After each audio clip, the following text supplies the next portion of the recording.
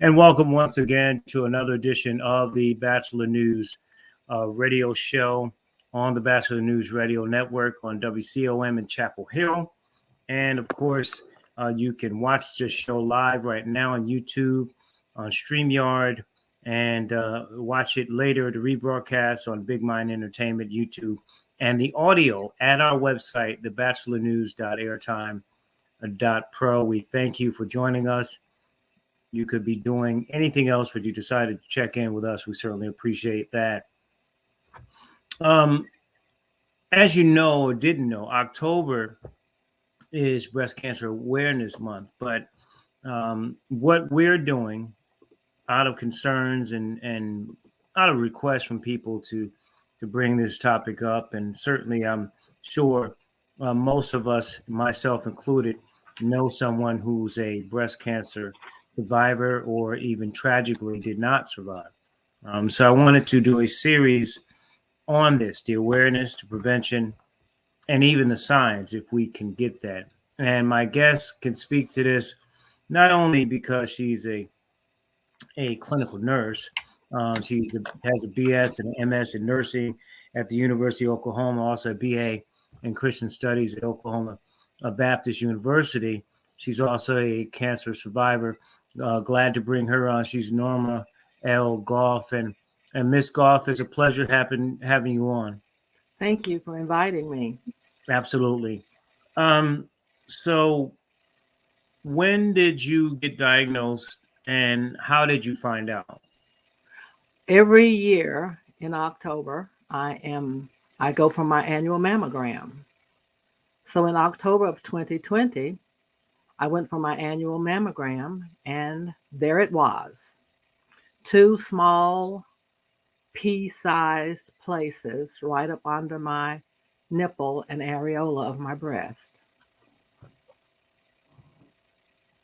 What was your first reaction to that? Well, the first reaction was when I had the mammogram and they told me not to put my clothes back on yet. That's when my heart started to beat fast. Because, the technicians don't tell you anything, even if you ask. And so when they said, well, don't get dressed yet, Miss Goff. And so I said, okay. And as I sat there in this room by myself, I thought, oh, they need to get some more information. So they're probably going to do a 3D mammogram. Well, when the tech came back in and said, we're going to do an ultrasound, I thought, I've never had an ultrasound of my breast before. And I was scared. And then when she ultrasounded, then she went and got the doctor and brought the doctor in, and the doctor looked at the screen. And I said, I guess you all see something. And they said, yes, we do. But we're going to do a biopsy, and we'll get some more information. So that was my response, was fear. And it might be sort of a redundant and even sort of stupid question, but you feel like this is fatal, like you won't live, and you go through all those type of emotions and feelings and thinking about your family in depth? Did you think about all that then, or was it after you left and they said they're going to do the biopsy and everything else, and then maybe some form of reality kicked in for you? Well, the reality kicked in really fast. So I started, I believe that I can't speak to most people, but the people I've come in contact with, when they hear the word cancer, it's synonymous with dead, dying. You can watch the show there and the Bachelor News radio show. Let me just on the Bachelor News Radio Network of LA Bachelor. For that, go ahead. So when a person hears they have cancer or someone else has cancer, the first thing that comes to my mind was dying. But the truth of the matter is that everybody doesn't die from cancer. But that's the way we think of it. We hear cancer and we think, oh, and when I heard breast cancer, I started thinking about dying, what kind of cancer, what kind of treatment, how would my family respond, how much longer would I have to live, what do I need to do? All this stuff didn't happen right then. It started, though, in that room while they were collecting more data, but it continued on my drive home. And then when I got home and I talked to my husband, because see, I hadn't had the results of the biopsy yet, see. So, but all of that played across my mind, and I was very anxious, and I prayed. I prayed. Um, and so I was very anxious. My children are adults. I have one grandchild that's 14. But still I thought about I'm not ready to check out of here yet. So that's kind of what I was thinking. I wasn't thinking about treatments and success and all of that. I was in the fear and anxiety mode. You know, what you mentioned prayer. That's one thing, and I and speaking with people with any type of illness, whether it be cancer or something that to that extreme, they go through why me. I've done all the right things. How did this happen? Did you go through the why me, and how Yes, did I this did. happen? Okay. Yes, I did. Um, I had another serious health challenge a year before that, and God brought me through that. Um, and so I had already made up my mind that come November 1st of 2020, I would return to worship and return to driving and all those things that I had been prohibited to do uh, because of my condition and the pandemic. Well, when I went for my mammo, so I felt really good. All my surgery went well in San Diego, California. All of that went well, clean bill of health afterwards. And then when I got diagnosed in October, I hadn't even got a chance to return to my normal living daily lifestyle thing because of the pandemic and because of my recovery period. So yes, when I got the several days later when they called me back in and told me it was cancer and all of that, after they gave me all that information, and sometimes you're just so overwhelmed. On the way home, I did say, okay, God, now you've brought me through that other thing, and now here we are with breast cancer. Now, what's the purpose in all of this? I didn't say why me, but I said, what's the purpose in all this? Hmm. And what's going on?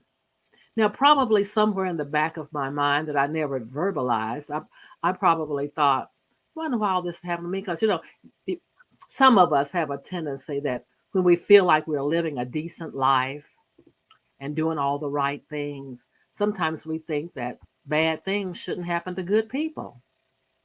But bad things do happen to good people. And but I never verbalized to God why me. I just said, okay, what's up now? Why this? And what's up with this? So that was my response. I wasn't angry with God about it. I just said, okay, I don't know why I got to go through all this, but okay. If you're just joining us, we'll talk with Norma Goff. She's a nurse and also a survivor of breast cancer here on the Bachelor News Radio show and WCOM and Big Mind Entertainment. And of course, you can listen and watch at thebachelornews.airtime.pro. Miss Goff, so what was the next step? Okay, you got diagnosed. You informed your husband and your family. Your children who are older, as you said. Mhm. How did they react, and what was the next step for you medically? Well, the first step, as it relates to informing my family, I wanted to tell both my children together. I have a son and a daughter, both adults. My daughter is 51. My son is 43. I only wanted to talk about it one time, but I had the hardest time getting both of my kids at the kitchen table. And that's where we do all our talking, at the kitchen table. Hmm. And so I had called them and told them I needed to meet with them. I wanted to talk to them about something. And I told them what day and what time. And my daughter called me about 30 minutes before the time and said, Mama, I'm tired. Can we do this another day? And of course, been I was hurt because I felt like she should have been interested, because I don't call meetings of my family. And I felt like my daughter should have known that it was something really, really important if I was wanting her to come over so I could talk. But she didn't see it that way. She just said, Mom, I've had a really long day at work today, and can we do this another day? I said, sure. But I just told you what all was going through my mind. But all I said was, sure. Hmm. And then my son didn't show up.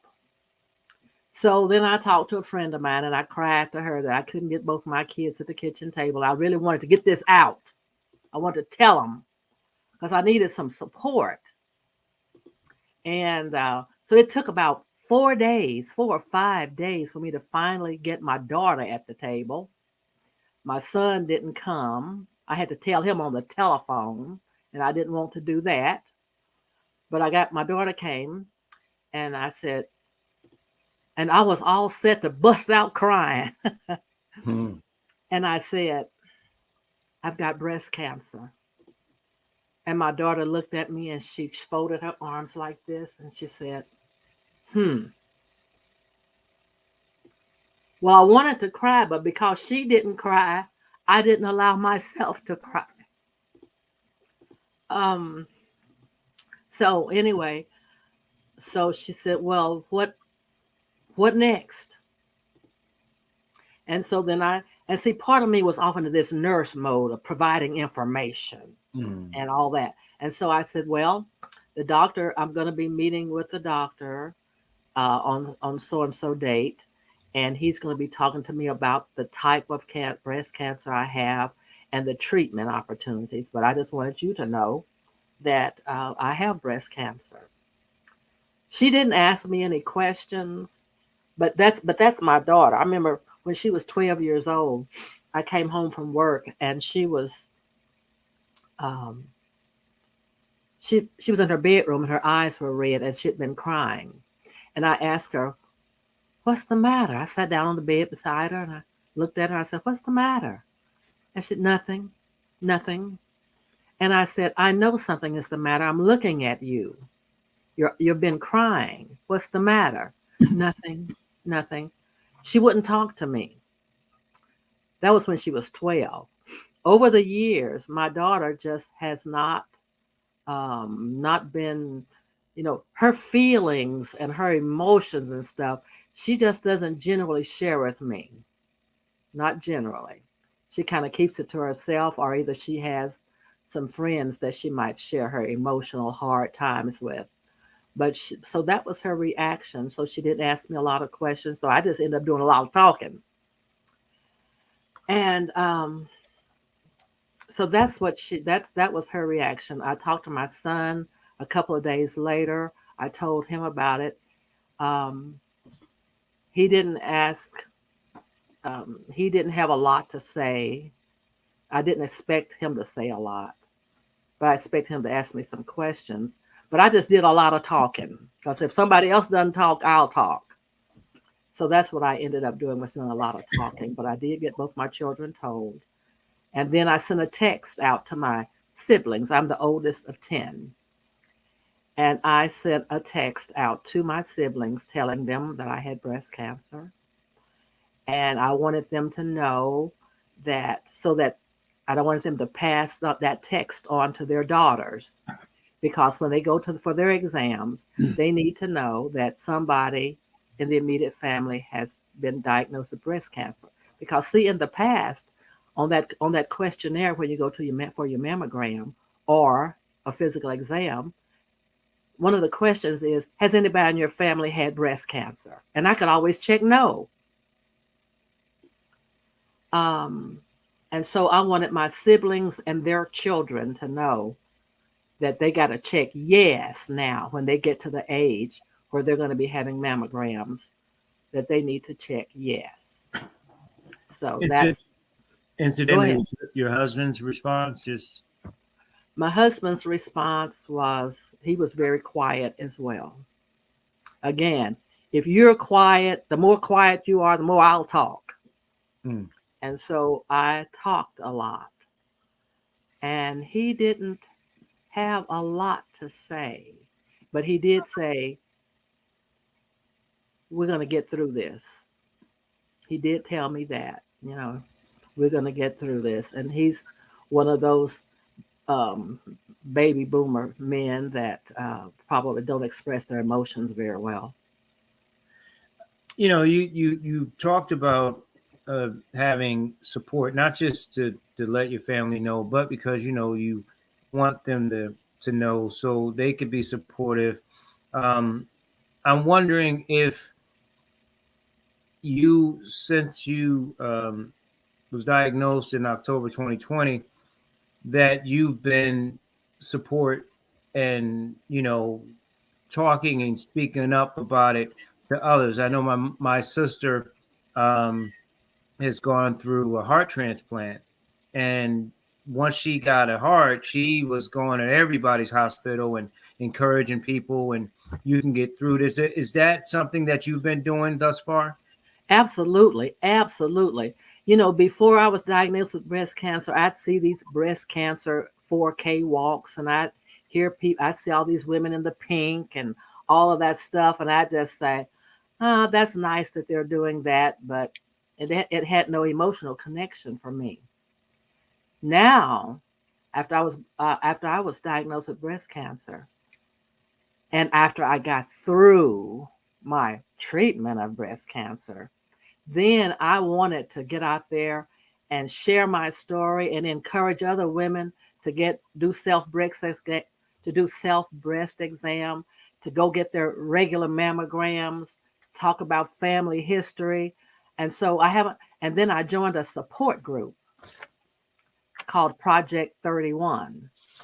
And that's a support group for they have two in-person support group meetings a month and two online meetings. The online meetings are usually speakers, but I joined that group, and not only did I get support there, but I was able. One of the things after I got there for the first meeting, I I heard all these stories. There were women there who had lost their hair. There were women there who were still feeling sick, who were going through chemo and radiation, had tenderness. There were women there who had been through the whole process and had reconstruction and showed their tattooed nipples on. They picked up their blouse and said, "Look here." So there was that whole gamut of women. But as I sat there, I thought, I don't think maybe I need to be here because I'm cancer free now. I had no chemotherapy. I had no radiation therapy. So, what these women are talking about that particular day, anyway, I thought I don't have anything to contribute. So, but everybody gets an opportunity to tell their story. And so, yes, I am very committed now to get into the community and tell people you have got to take care of your breast health. What are some of the fatalities? I mean, some of the not fatality that would be death, but loss of breath. Some of the things that may happen um, because you have breast cancer. Well, I'll talk about it from personal standpoint first. Breast cancer affects your self-esteem. Cancer breast affects your self-esteem. And I want you to. I'm going to come back to that part of it, but if you Okay. go on, because I definitely want to talk about that part. Okay. Okay. But is there something you want me to zero in better than what I'm talking about right now? Well, most of if you could talk about, say, the physical drawbacks. Oh, the, Uh, oh, the- okay, when you right. say drawbacks, well, the first one is I had a mastectomy. which is removal of one of my breasts. And I knew that I was going to have a really hard time looking at myself with one breast. Now, my doctor did offer me the opportunity. Well, let me say this first. I had a lumpectomy in November of 2020. And when he did the lumpectomy, he got the 2 cancer places, but he decided to go up inside the nipple from the bottom and get some tissue out of the nipple and send that with the pathology. Well, several days later, he called me back and said, Miss Goff, we got the 2 cancers that we tagged, but there is cancer in your nipple. So we're going to have to go back in and do another lumpectomy, which is go in there and lop off my nipple and my areola and the tissue up onto there. We're going to have to do that. And you'll have to have 16 treatments of radiation. And we talked about the risk of radiation.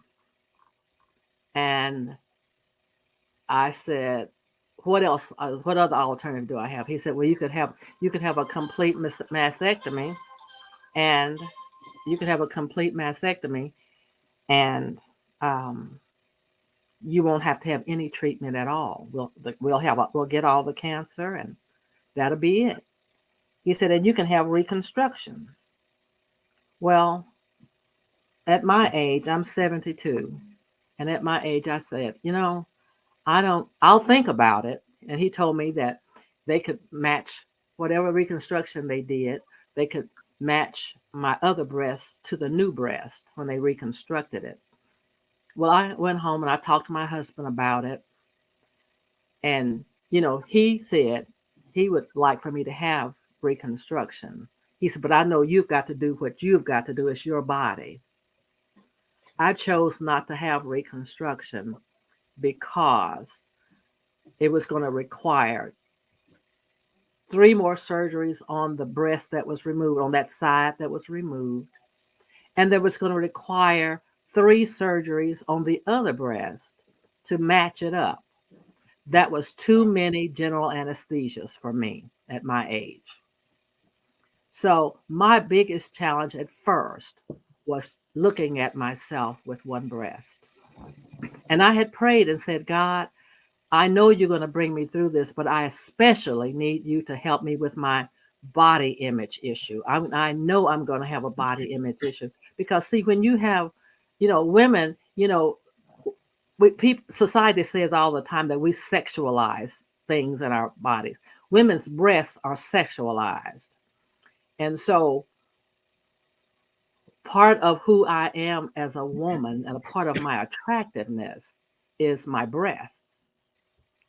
And so I knew that I was going to have a really challenge with that. So the challenges, the physical challenges was looking at myself without the breast.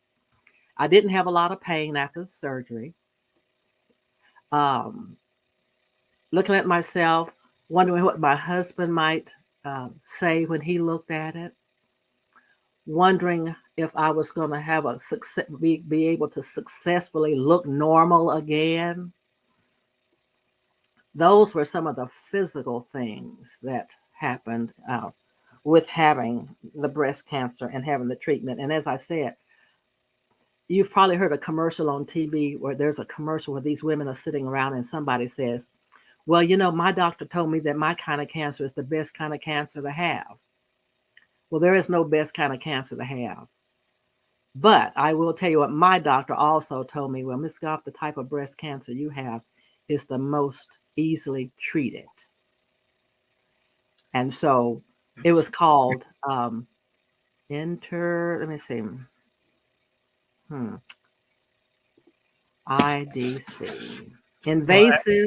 invasive ductal carcinoma. Invasive ductal carcinoma. Yeah. I'm getting some emails in the chat room that talked about the physical setbacks or drawbacks or whatever, chemo, radiation, and loss of appetite, energy, inability to perform day-to-day tasks. This person is a cancer survivor who's listening, just completed reconstruction, and also serves um, as an advocate as well. And I will try to get them in to make a comment and a question to you, Miss Goff. If you're just joining us, we're talking with Norma Goff, of course, a cancer survivor, breast cancer survivor, here on the Bachelor News Radio Show. Don't forget, you could watch the rebroadcast at YouTube, Big Mind, or StreamYard. Excuse me.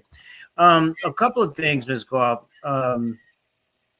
Number number one, and I say this tongue in cheek, but I say it in all seriousness. I have an utmost respect for women when it comes to enduring pain. I mean, childbirth, carrying a child, birthing the child, cancer, everything else. You guys pray and keep it moving. You get through it the best way you can. Guys, we get a headache and we don't want to go to work. We don't lay down. We don't want to be bothered. You know what I mean? From Yes, that I do. standpoint, number one. Number two, I think you have, and these are comments you can comment back.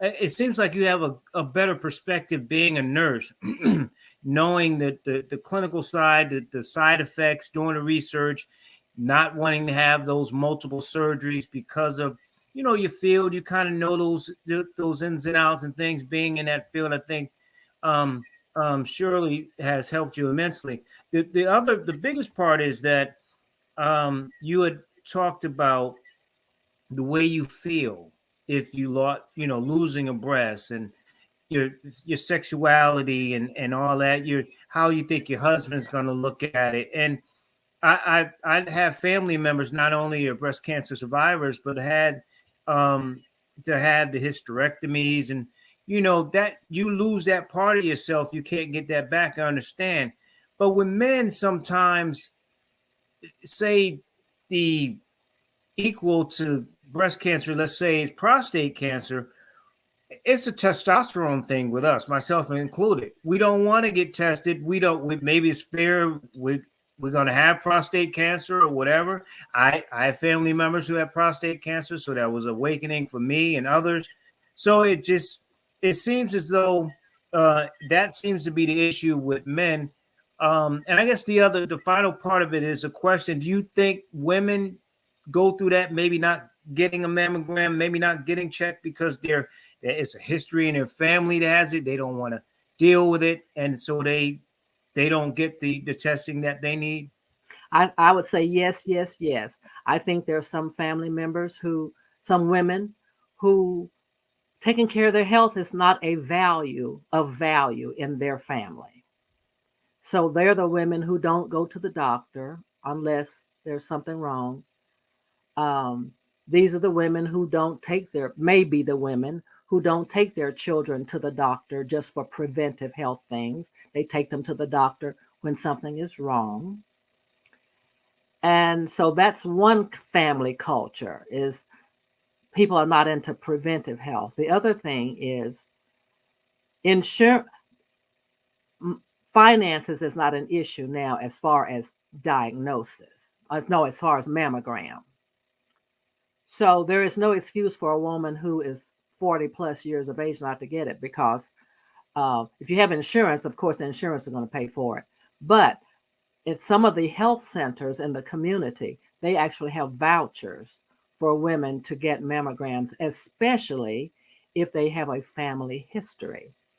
So, but I do think economics plays a part in people not going getting mammograms, especially if they don't have insurance and they don't know about community resources. So, and then I think that fear of having cancer, that part of it, I don't think that would be present unless they had had somebody in their family that had breast cancer. And then, yes.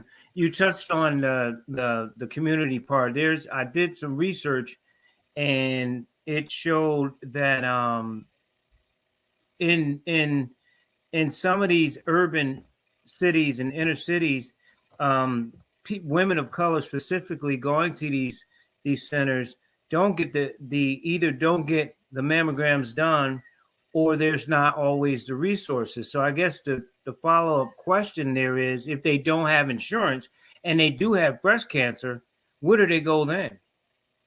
They go to a hospital. Every hospital in these United States are required to provide some level of indigent care. Every hospital. So I've known many people who've gone to the hospital without insurance. They get qualified for Medicaid, and if they can't qualify for Medicaid, because Medicare is only for old folk, 65 plus, unless you are disabled for 2 years. Now, if you got disabled when you were 40 and you live to be 42, then your Medicare will kick in. Your Medicare health benefit will kick in. But there are resources in the community, but a woman just needs to go. Every community has community health centers, community health clinics. Those clinics, many of them provide mammograms on a sliding scale. So they can get it done. They can get diagnosed. They can get their regular mammograms. And if they need the care, they go to they get referred to a hospital, and they get the care, even if they don't have insurance. I know there was a big to do about the clinics. Names escape me. Planned Parenthood that provides it, and then a lot of them being closed down due to a lot of the politics that's going on in this country.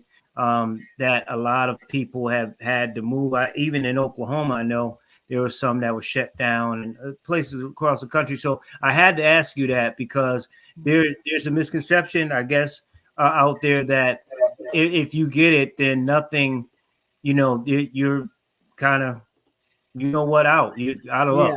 No, there's care. There is care available. There's care available. I want to bring in, I think, Jamaica Slade. I think you said you're a cancer. You'll have to unmute your microphone, and if you have a question or comment. Yeah, so Jamaica Slade, I am a 3-year breast cancer survivor diagnosed with ductal carcinoma in my right breast, stage 2BA. I did have 8 rounds of chemotherapy, 33 rounds of radiation, a double mastectomy, and I just completed the first round on November 17th of reconstruction because I elected to do a double mastectomy. And just wanted to chime in and say, in addition to, and I think he mentioned that I serve at times as a mentor and advocate. So I've mentored a number of, especially young women. I was diagnosed at 41.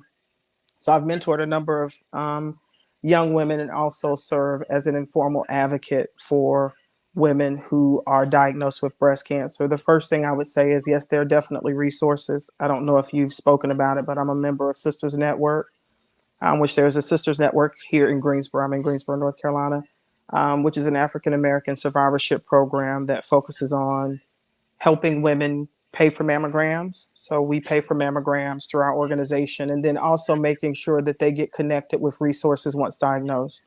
So here in Greensboro, we work directly with the Alight Foundation, which is a part of Cone Hospital, and there are a number of different social workers and caseworkers. So when you're diagnosed, the thing that you need to worry about the least is how you're going to pay for it. We're going to make sure that you get connected with the resources to get the treatment and the services that you need. Absolutely. But I would think, though, ladies, I would think just in cases like this, and again, I'm only speaking to the ignorance and trying to learn from you, but there are a lot of people of color out there with these type of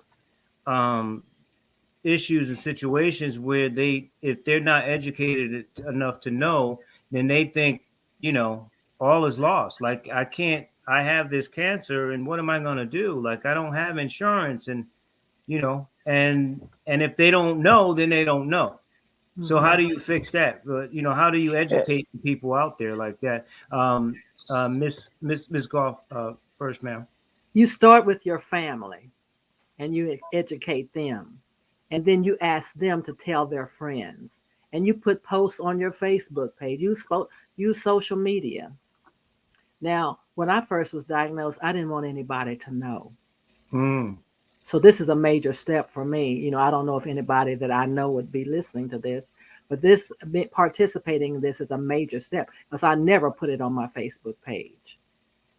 I just now I'm at a different place than I was 6 months ago mentally, but it was almost like I just didn't want anybody to know, and I don't know why I felt that way, but that was the way I felt. Jamaica, that's part of our culture too. We have a taboo type culture. Just stop drinking, just stop smoking, don't talk about it. It's embarrassing. Tough it out, that kind of thing. So, what would be your answer to getting the word out there to people who really need the help?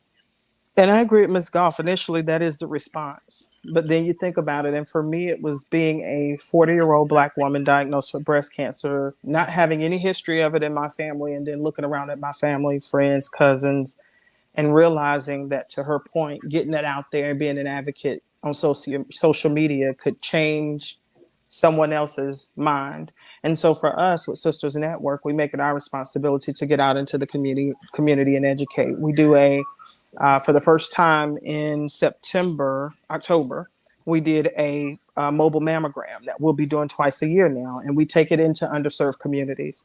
So we make sure that we take it in communities where there may be people who are hindered in terms of transportation, and we pass out flyers before.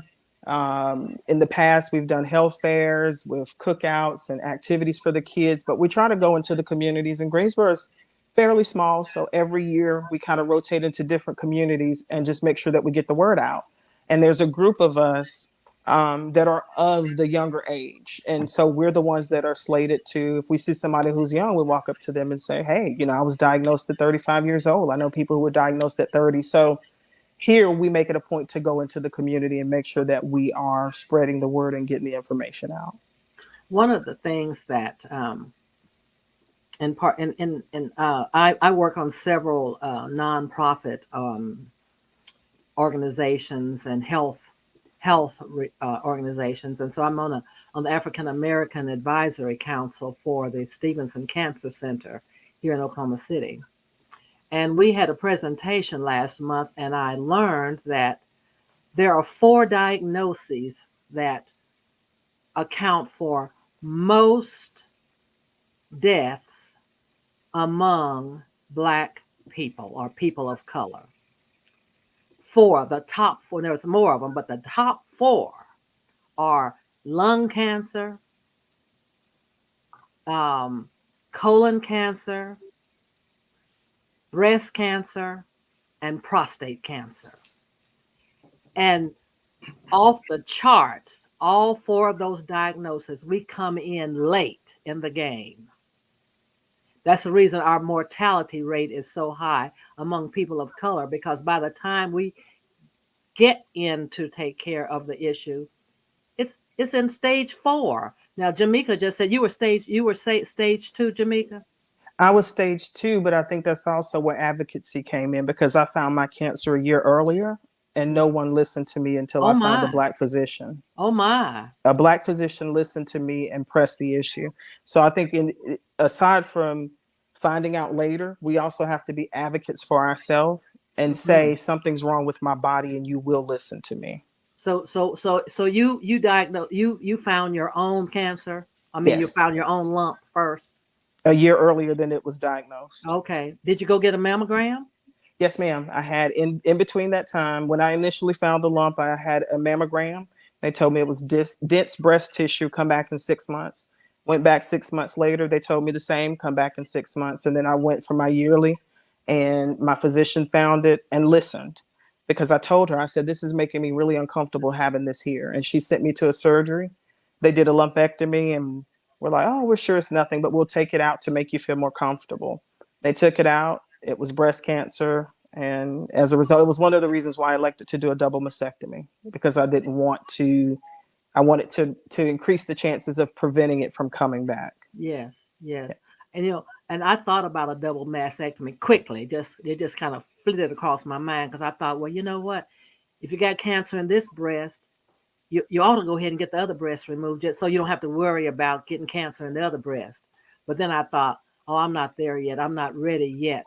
And Yeah. again, I'm talking about body image.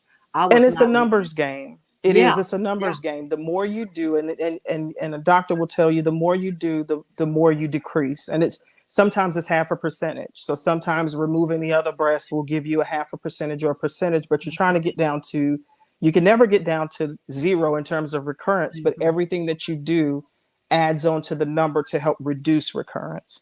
And the body issue thing was and has been difficult. But being young, having a young daughter, and placing that priority, I said, you know what, I can figure it out. So let's take them both off, and I'll figure out the rest. Like I said, November 16th, I literally just had stitches removed all right. today. I had a deep flap reconstruction where they Okay. took my stomach and moved it up to the top. Yeah, they took some of that tissue and fat out of your stomach. They And took it all out. yeah. So, yes. Let me ask you, ladies, start with you, Ms. Goff. As you mentioned, um, women of color, I did some research, really hard too, by the way, to find real numbers. But what I did find is that, African American women have a higher number of, or mortality rate is bad, followed by Puerto Ricans or Hispanics, and then non-whites.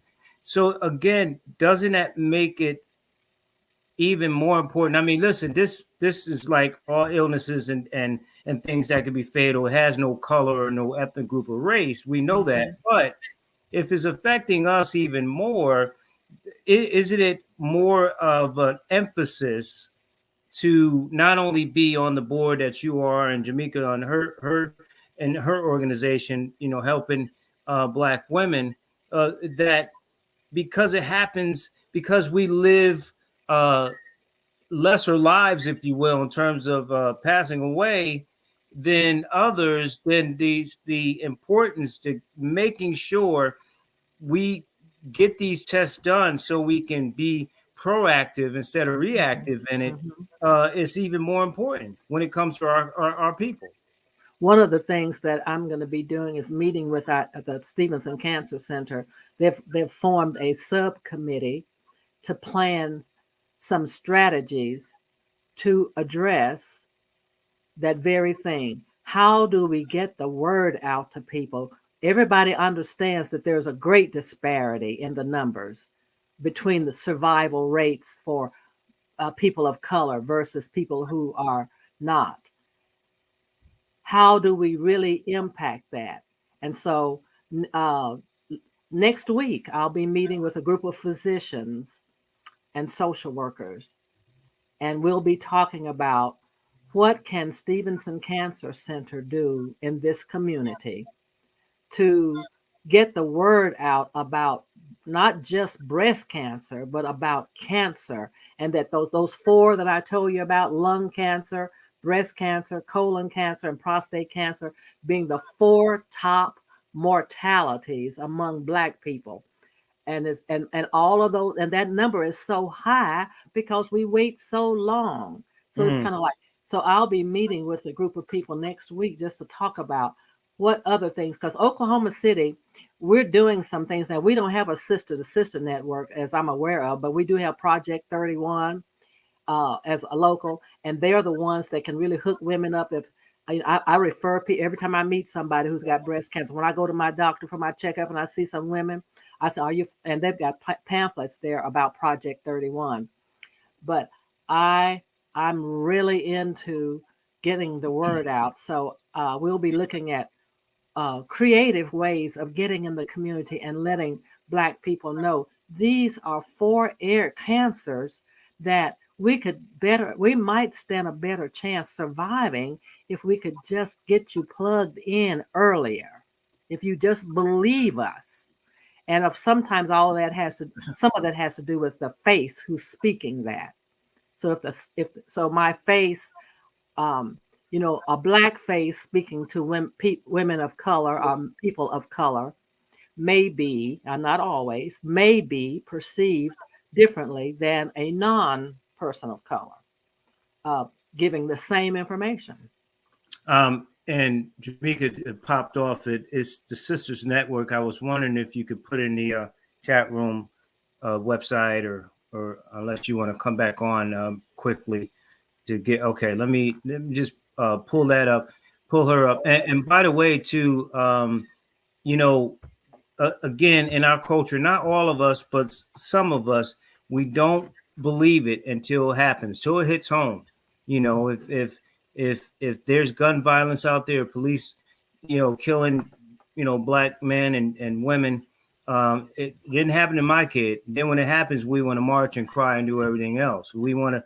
We're not Yeah. proactive enough. And it's the same thing with this. Jamaica, you want to put the information out there about the organization that you're involved with? Absolutely. But what I wanted to follow up with Miss Goff too is breast cancer is not pink and it's not pretty. And I say that all the time.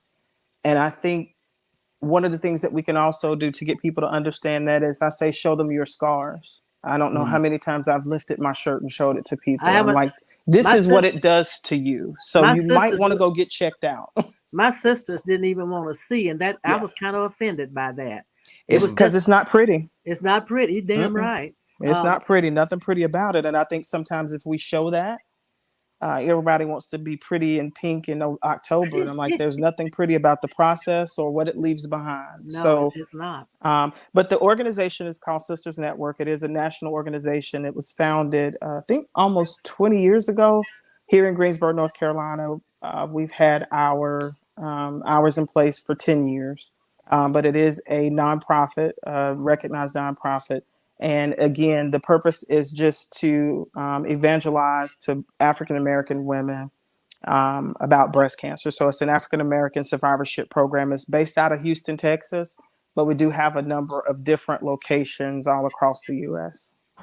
Good to know about that. I've got to look into that and see if we've got something like that here. And if you don't, and if you're interested in chartering one now, we can help you get started with that as well.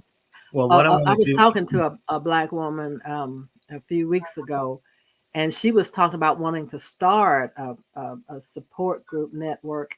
And I said, well, there's already, I'm not for reinventing the wheel.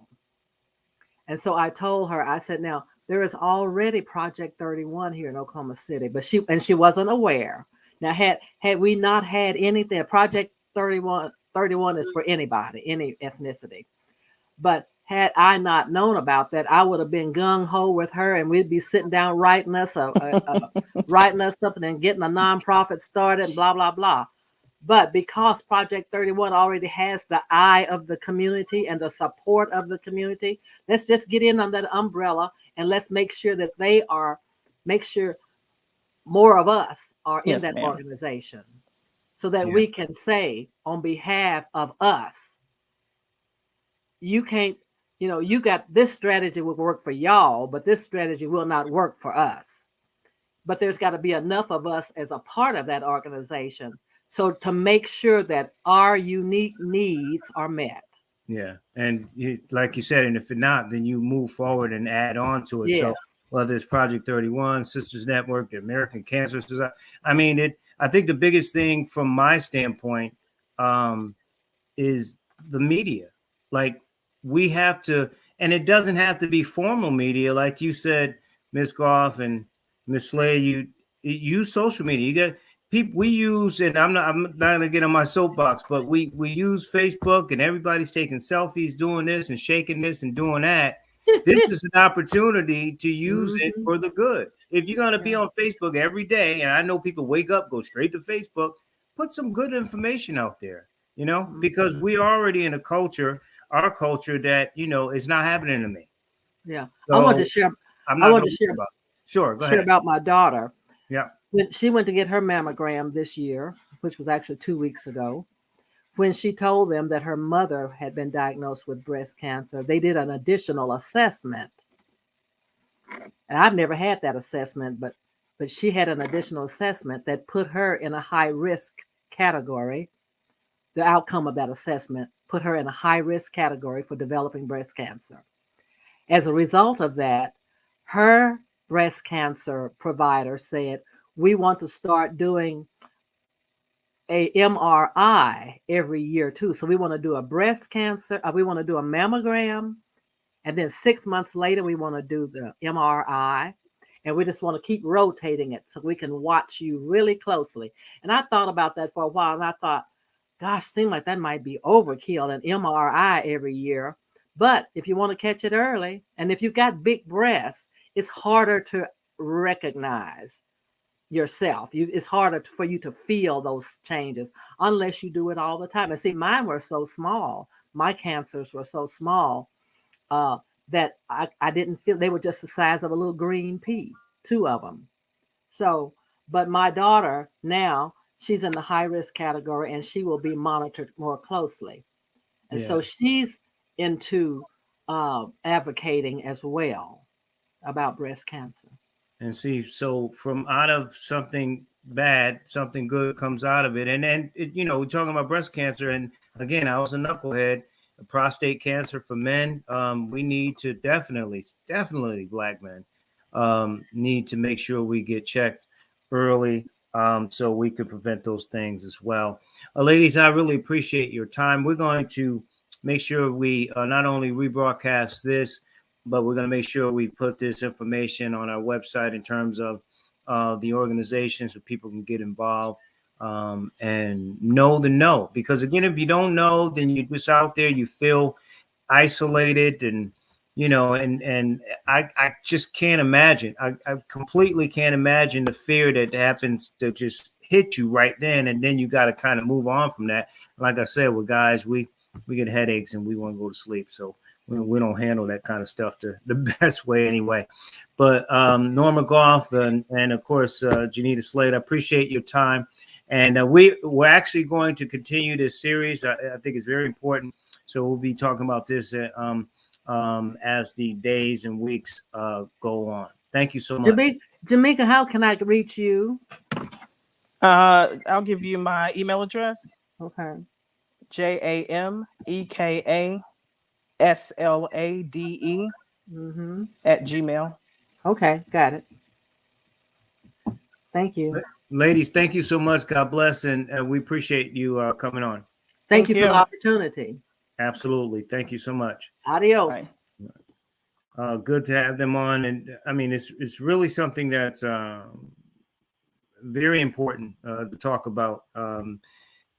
And our culture to be very proactive in making sure this is serious business. And Ms. Goff talked about 4 different cancers, 2 of which I know in my family alone that are survivors, and even some that did not survive in both. In fact, I mean, just I have a brother and his wife that are going through both.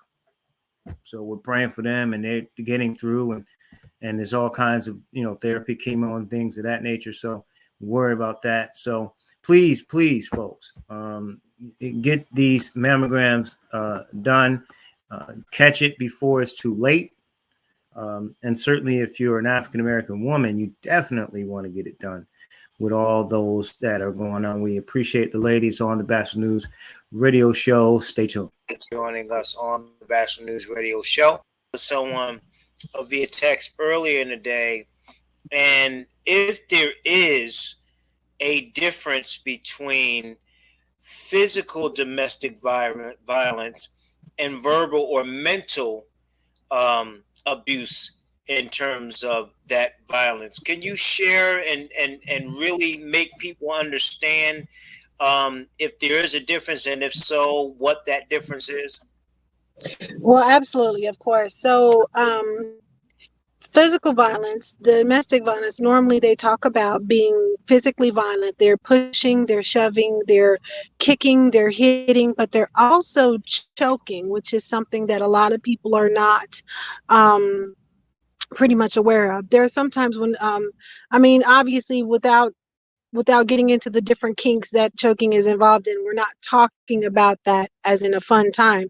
We're talking about a guy grabbing a woman by the neck or vice versa. These types of things are something that are prevalent and can be life-threatening later. Now, the difference between, there is a difference, absolutely. So verbal and mental and emotional abuse actually is like, it's worse to me than physical abuse. Physical abuse, of course, can kill you, but verbal abuse, mental abuse, and emotional abuse, the things that we say to each other, putting them down, making them feel less than, telling them that no one will ever love them, these scars are harder to heal, and they actually last longer. So it's easy to, I mean, a bruise will heal. A bruise will heal. Now, obviously, the emotional impact of somebody, there is emotional abuse involved in physical abuse, but there is a difference. Somebody can only emotionally abuse you and it still be a devastating thing to a person. Does that make sense? It doesn't. You know what, sister? You know, one of the things you said. Listen, and I always do the full disclosure.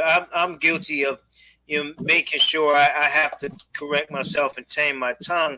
But it seems as though there's a difference between you, say, yelling at someone or raising your voice or getting angry or putting them down. Is that accurate enough? Like if you're telling them, they're making them feel like they have no worth, or you might say, shut up.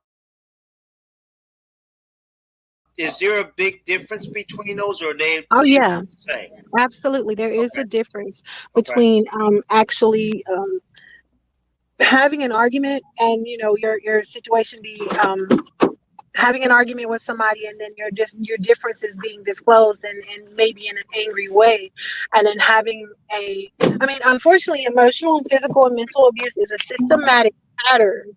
It's not just a one-time thing. It's something that happens often. And it happens often enough that the person begins to believe exactly what it is being said.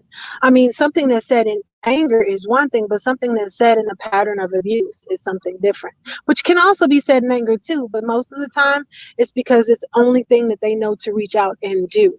So yeah, there's definitely a difference between lashing out in anger, which of course we tend to say things that maybe we shouldn't say, and a pattern of emotional, mental, or verbal abuse. Wow, I'm glad you said it. Doesn't let me off the hook or anything, but it definitely, uh, Well, okay, that you doesn't make know, it okay, but right. But it's just I don't want to. We when in reflecting on this topic, I always do self reflection about where I am and things, and for the person who's committing this, right? That's the abuser. Mhm. Is it something in their past, and then they gradually get in your profession and understanding? They gradually go to it that they don't understand it, they don't see it. Do they need more counseling than the actual person they're abusing because they don't see what they're doing? Well, okay, so the key word, and you said it a little bit earlier, is that you reflect on the conversations that you have, you reflect on the situations that happen. That means that you want to grow, you want to change, you want to shift. A lot of these people, this is what they knew growing up. So it is what they see as normal. They say it because it was said to them, or because they heard it said to a member of their family. So it does require a lot of rewiring. It does require a lot of therapy, a lot of talking, and a mate that is willing to go through it with them, because I mean it does require a lot of work to back up and reflect instantly and say, wow, I shouldn't have said that, or wow, I shouldn't have did that, I shouldn't have reacted this way. Definitely it requires a lot more effort on everybody's part to get to make a relationship that has a tendency to be toxic and abusive work. Just if you're just joining us, we're talking with Yanni Knox, a licensed therapist in Oklahoma and Texas, also host of A Dose of the Dime with Yanni that airs. You can see it on social media. We'll get into that as well on the Bastard News radio show. So Yanni, when you have those who are victims of this and those who are pushing this out. You said there is a difference between the physical and the mental abuse part of it. Obviously, you said the bruises go away. So, if what's the danger in not getting help if you're the one being abused, especially when you go from, say, relationship to another? If you're saying that that person expects this from them because they've been abused, then outside of therapy, is there anything in terms of breaking that cycle? Is there anything that can be done in the interim as you're going through therapy to kind of break that cycle? Well, just to be clear, therapy is not the only way for someone to heal. Just therapy is one of the better ways for someone to heal, but it's not the only way to heal. I am a survivor myself, so this subject is kind of near and dear to my heart. There's a lot of self-work that you can do, a lot of books and courses that you can go through, but you have to be committed to it.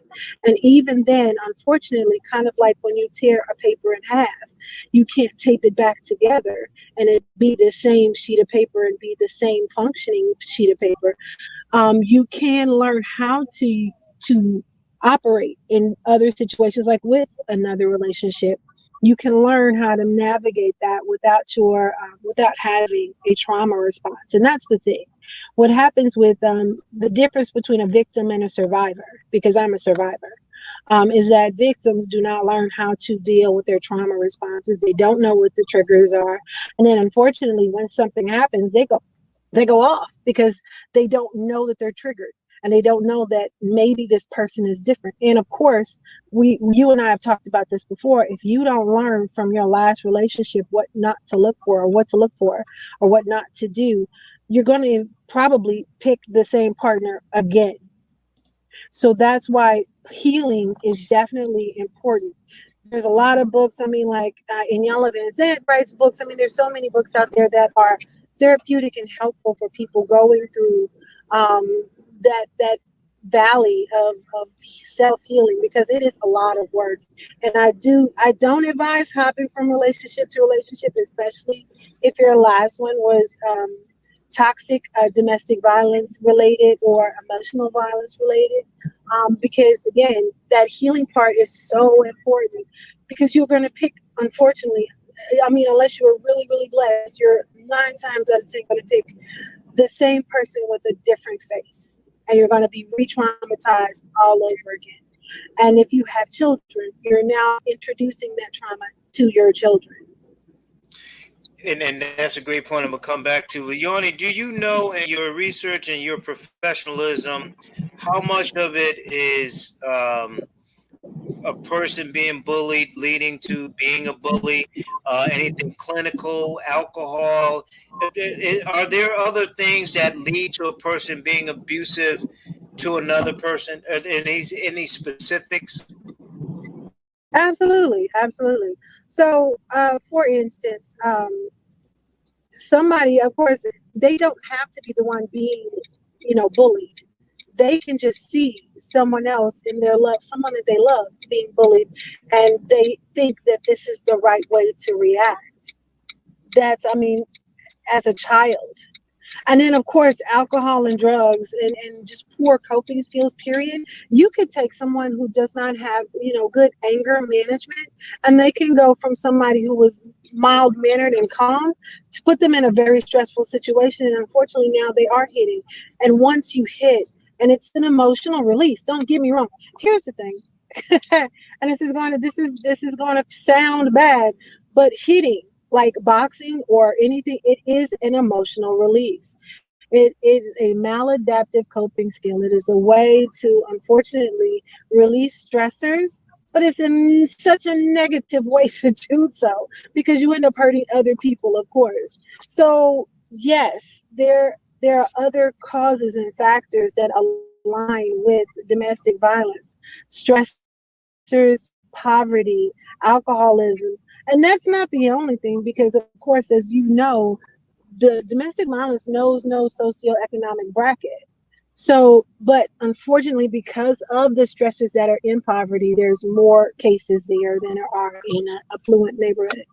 And it's great that you brought that up, because I know studies have shown, football in particular, where I played, and I'm sure I probably suffered 3 or 4 concussions. But testosterone aside, you know, when guys stop playing, guys in particular stop playing sports, they don't know what to do to themselves, with themselves. So they get aggressive. They have this aggressive side that comes out. So I have to believe, to your point about this physicality part, that, you know, if it's not really sort of developed and tamed, that probably plays a part into it. Like, they're used to hitting people, right? Right. So they want to hit somebody. So, again, it's a self-reflection. So I have to believe that has to play in it. What about, we always go back to the Black community, Black and brown communities, and this whole notion of just stop doing it or just leave, right? Lock you upside the head, just leave. What? Dispel that, because people, men and even some women, I've heard my own family members saying, well, if he assaulted you 20 years ago, why are you bringing it up now? And that kind of nonsense. I'm not a woman, so I wouldn't understand it, but it doesn't seem like, if you were sexually assaulted or abused in some kind of way years ago and you never dealt with it, and it comes to the surface now, why is that something big to do about anything? Well, unfortunately, because in the Black community, and this is my experience, so let's be diplomatic about that. So from my experience, I have noticed that in our Black community, we tend to want to keep our dirty laundry to ourselves. So when we reach out and we try to get help, or we reach out and we try to leave, we don't get the actual hello. Yep, I'm here. Okay, we don't get the actual support that we would normally get if it were.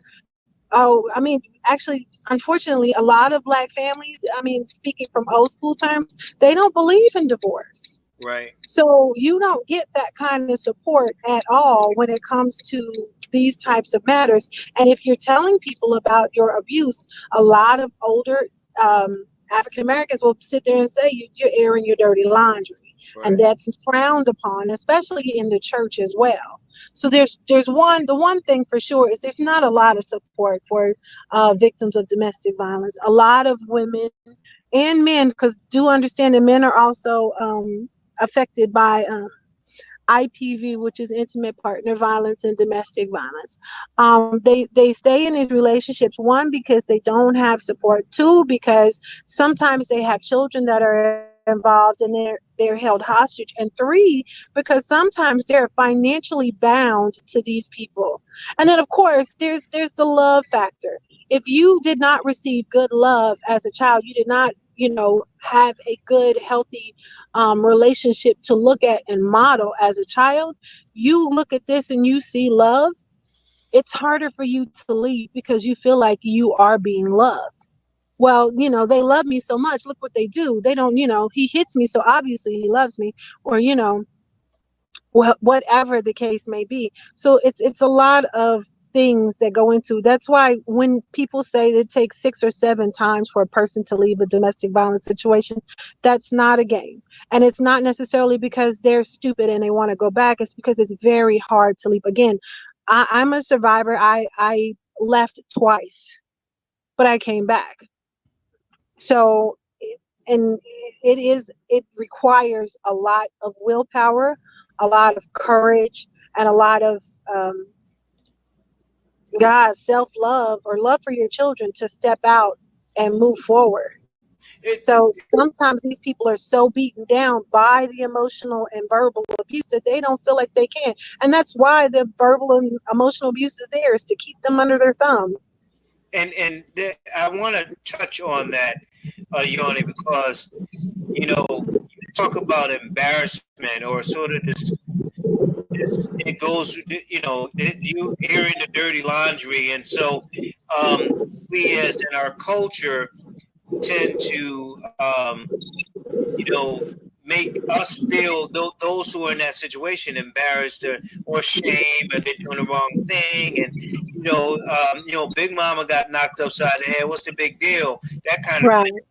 So, but what about when you look at it? And I've had some men, and certainly it's nowhere close to in terms of the numbers that, but having gone through verbal abuse in my own marriage, right? Verbal Yeah. abuse, like I'm nothing and this and that. We leave the church and then she MFing me and everything else under the sun.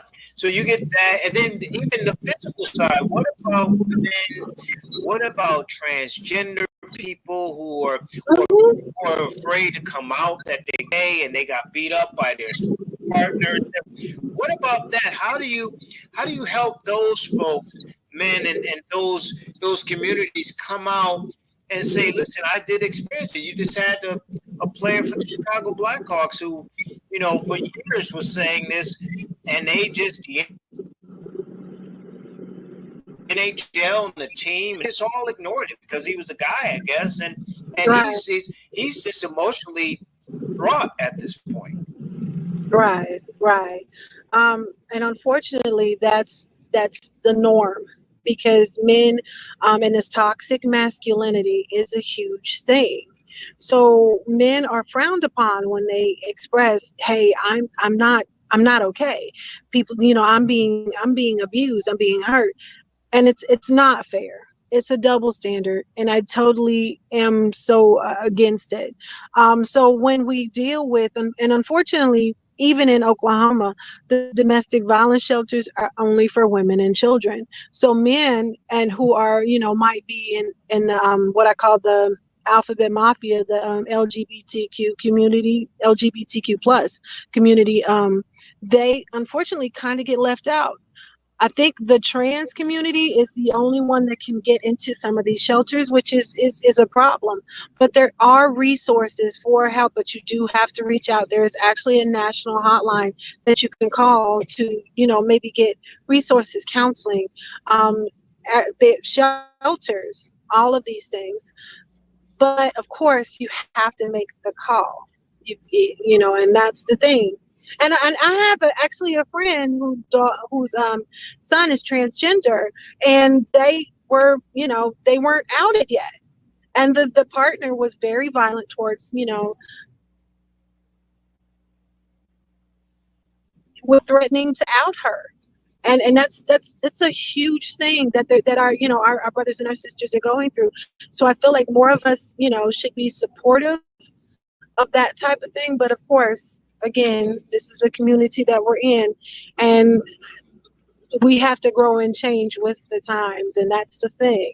But how do you get men and those other communities to come out and say, yeah, I was abused, I was a victim, and now I'm a survivor of domestic violence? How do you get them to actually come out and admit that? Well, we have to be more inclusive in what it is that we do. Like, for instance, I have the little Facebook group that I am, and we're very inclusive, LGBTQ plus. Come in, talk about your relationship situation, because actually, it's pretty much the same. An abuser does not know a gender. An abuser does not know, oh, you're a man, so I can't do this. So our relationship talks need to be open, and it needs to be a safe space for everybody. And that's what I'm trying to push, is that we need to be more of a safe space for all of these types of relationships, so we can put this stuff on the table and find out where everybody is, so maybe we can get on one accord and start helping people who really need the help.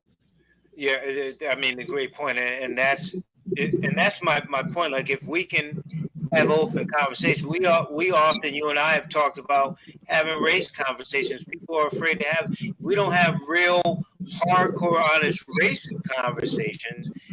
Right. then things don't change. It's the same thing with your abuse. You're abused, you're abused, you're abused. It doesn't matter who you are and how much money you make or what color, whatever.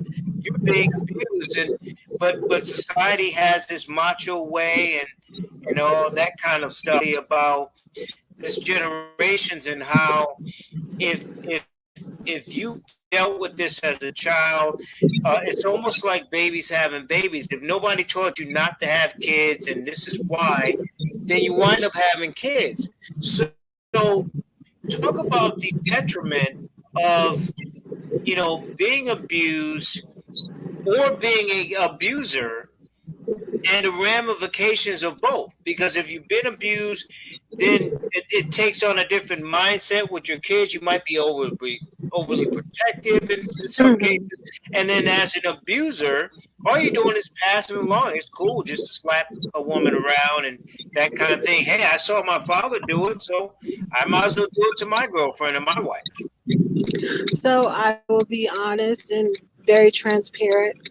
The main reason why I left was because I found out that my son, he was 5 at the time, had grabbed a girl the same way that my husband had been grabbing me and pushed her against the wall. Wow.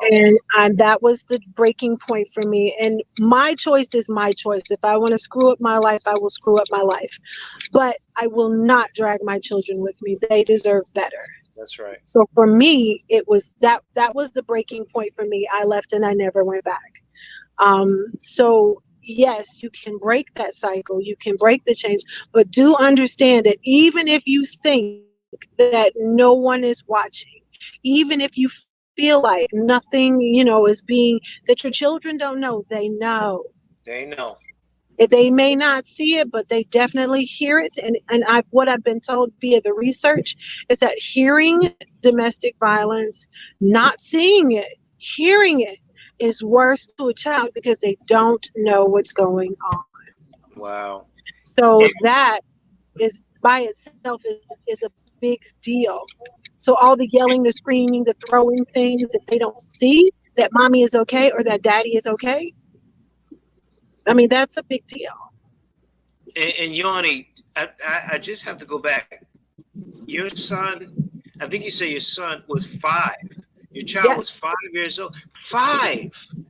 Yes. Grabbing because he saw his dad. I don't know your ex, and no disrespect, but 5 years old and seeing that and getting that at 5 years old, that is profound. Like, what do you know at 5? You're a baby. Like that. That's because daddy's the hero. right. Daddy is the hero. I want to be just like daddy. And that's what I'm saying. Our children, they watch us because this is where they get their concept of love. How you speak to your mate is how your children are going to speak to their mate. What they take from their mate is exactly what you take from your mate. So there is no difference in between that situation. What you are showing them is love. So if they don't see a positive relationship within their mother and father, or even their sister and sister's husband, or even uncle and uncle's wife, if they don't see a positive relationship in any family member or anyone close to them, then they're going to mirror that negative, that toxic relationship, whether it be yelling, screaming, throwing stuff, whether it be beating, whether it be you ain't bleep, bleep, bleep, whatever it is, they're going to mirror all of that. Yeah. And I, a lot of us as parents, we both parents, some of us don't give credit to kids. They're smarter than we think. They understand a lot more than what we think. And we think we're hiding stuff from them, and they know what time it is. They just know.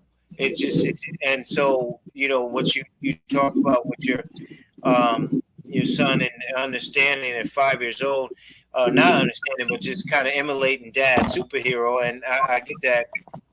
It's really hard. Final question for you before you promote your stuff is, what are some of the signs that people need to see, to either prevent yourself getting into a abusive relationship, or understanding that you know, the fact is that you are in that situation and you want to get out. Okay, so a couple of the red flags that we have talked about before is number one, listen to how they talk to other people. If they talk to other people in a disrespectful manner, if they're talking to their loved ones, like mother, their dad, their sister, their brother, in a disrespectful manner, you want to take note of that, because how they talk to the people that they're most comfortable with is a reflection of how they're eventually going to talk to you. Second thing is, if they talk to the wait staff or people that don't really have much of a pull on them, if they talk to them disrespectfully, they're just a disrespectful person, period. And that's something that you don't want. If they seem to be possessive, that's something that you don't want. If they talk about controlling issues, like, oh, I grabbed her phone and I did this and this, those are things that you want to consider. Definitely. So those are the red flags: how they handle their anger, what they learned from the last relationship. I always ask that question because it's important. How they treat other people. And definitely, if they start love bombing you, that's something that you want to catch that up front. Love bombing. And I think, Love yeah. bombing. What's love bombing? Okay, so love bombing, consider somebody gives you everything you want. They hear you, they listen to you, everything you like, they say they like. They are everything you want to do, they want to do that too. They buy you expensive gifts, they take you on expensive trips, they shower you with affection. Everything that you ask for, they do. That goes on for about 2-3 months, because 3 months is as hard, as long as they can hold it. 3 months is the number that they say most people can be fake. Once that 3 months hit, then all of a sudden they drop. No conversation, no call. They stop talking to you. That sounds like an enabler, though. Like they just enabling whatever you say. Yes, yes, yes, yes. They say yes, yes, yes, yes to everything that you want and you agree on. So enabling is more so when you're talking about a bad habit. This is somebody that come in and they've done everything that you said that you wanted, and you're like, oh my God, I found my soulmate. This girl is amazing, right? And then, like I said, once they feel like they got you, because it doesn't always take 3 months. Once they feel like they got you, all of a sudden it drops. No calls, no phone conversations, and you're like, what's the first thing you ask? What did I do? Right. But you didn't do anything. That is love bombing. They get you hooked and then they pull it out from under you. Okay. Let me ask you this: the final thing, real quick, is to your point about how they are loving on you and things of that nature. But you see this whole controlling thing. Can the controlling thing Is the controlling thing going to lead to the physical, or controlling just going to be mental, verbal abuse? Because some people may not be like they want to hit you, but they controlling and they verbally abusive. Well, it can lead to both. Okay. To gauge whether or not they're going to be, because see, I can't even say that. There are exceptions to every rule. Controlling is always a red flag, because they're going to be possessive. They're going to isolate you from your friends and family. They're going to make it so that they are your only sense of support. And so you have nowhere else to turn. The controlling aspect, that's what that does. What you want to look for as far as hitting, I want to say, is how they handle anger. If they've had a bad day, how do they deal with it? What are they doing? Do they have effective coping mechanisms? I mean, and we've talked about that before on my radio show. You got to have something that you can do to release negative energy. And it's real, because, as a football player, you were telling me, you have to find a place to put all of that energy. Yeah. So you want to find out how they deal with their anger, and that will kind of tell you how rough and aggressive they can be. Even women can get bucked. I'm telling you. Yeah. And the one thing I love about your show, at the end, you always give affirmations. because those are things that you can take and absorb. I don't want to get all biblical and scriptural, but you know what I'm saying, like affirmations and living by those things and absorbing and applying them to your life. So I think that is important. Speaking of your show, please do talk about your show, and please do talk about how people can follow you on social media. I know you have online conversation. You was talking about that open forum, that safe space. Talk about your social media and your show. Okay, so my show is called A Dose of the Dime. And so what it is we're just talking about relationships. There are things that I feel like people don't take into consideration when we're dealing with relationships. What are red flags? What are narcissists? What is toxic? All these $10 terms that we always hear about. What is it really, and how does it relate to us? So we're having open conversations, and we're talking about things that maybe we didn't talk about with our parents as we should have. Okay, so and on my I am actually available on all forms of social media. I'm on TikTok. And my TikTok is not necessarily professional, so don't come for me. Facebook, I'm on Twitter. I don't do much on Twitter. I am on Instagram. And of course, we have that open public group, A Dose of the Dime radio show. It's on Facebook and it's public. So you can come in. The only thing we do not allow is we do not allow infighting. You are welcome to have your opinion, but of course, this is a safe space. So you're welcome to have your opinion, but everybody else is entitled to theirs. We will not have bickering back and forth and name calling. So I will cut that out, nip it in the bud. Yeah, I've seen that, and I've seen some of your topics too. So people can get a little raw, and you're very raw back with them, really back in honesty. But I appreciate it, Yoni. Listen, I will talk with you at the time of this broadcast tomorrow, at 9:30 Eastern time. We got to get that first. Come on, we got to. Yeah, at 9:30 Eastern time, 8:30 Central. That's right. And Music Soul Child, by the way. Ooh, that's sexy. He came to town twice. Okay.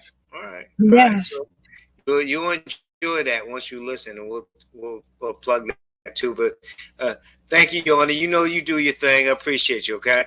Yes, sir. Have a good day. You too. Thank you so much. All right. Always good to have Yoni Knox on again. Her show is A Dose of the Dime, and it airs at 9:30 a.m. Eastern. I always tease her, Eastern time, on the Bastard News radio network. And you can listen to it at the bastardnews.airtime.pro, the bastardnews.airtime.pro. You go right there and you can listen to her show, and you can certainly watch it on Big Mind Entertainment and the Bastard News on Fire Stick and Roku. Want to bring in my next guest, patiently waiting on the line, and I appreciate him. Before I do that, I do need to mention this because it's very important. As we talked about the domestic violence in October is Domestic Violence Awareness Month.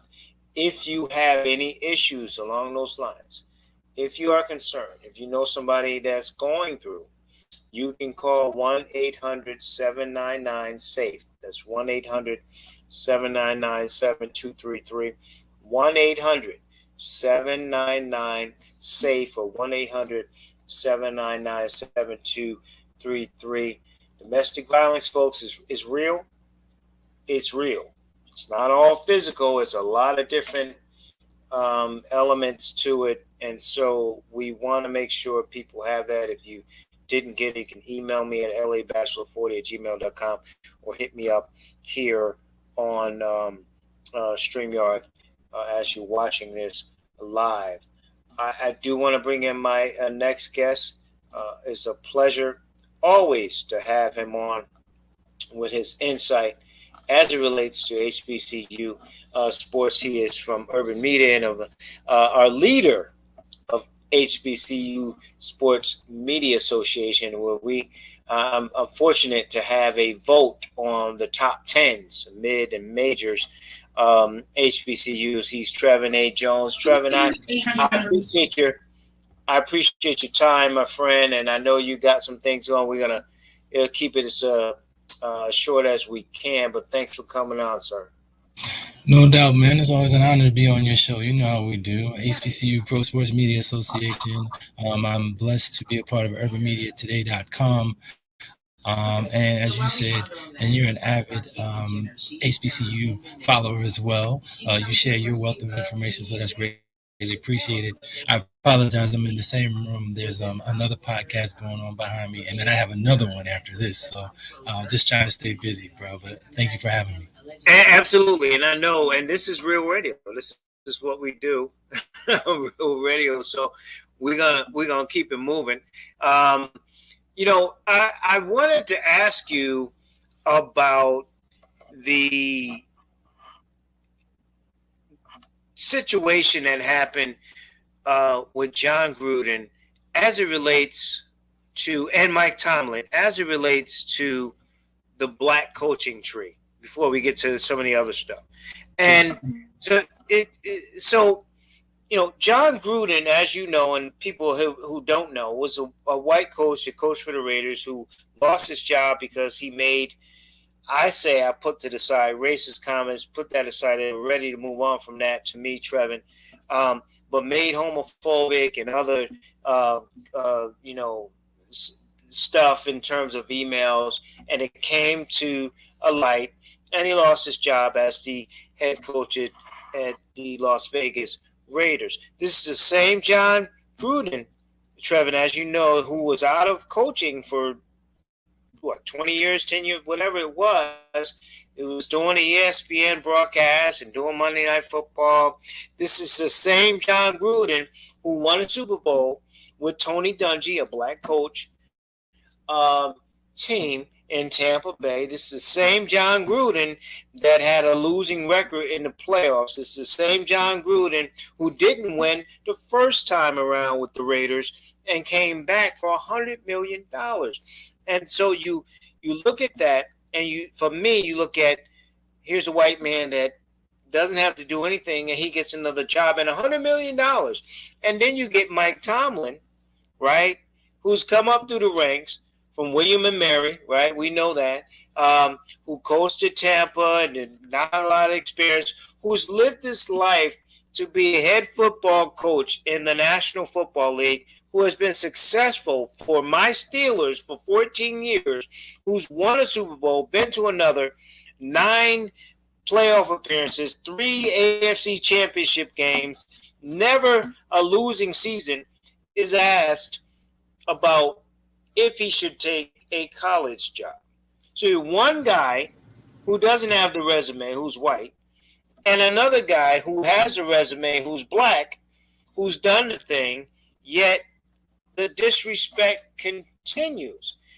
And I ask this because, A, is there a disrespect that you see in regards to Mike Tomlin in the manner, not the question or the person who asked it, but the fact that they asked it as it relates to downgrading yourself from pro to college, and what he said, which was, would you ask Sean Payton, who's white, coaches for the Saints, or Andy Reid, who is white, who coaches for Kansas City, who not only has a lesser resume than Mike Tomlin, and then the whole tree thing.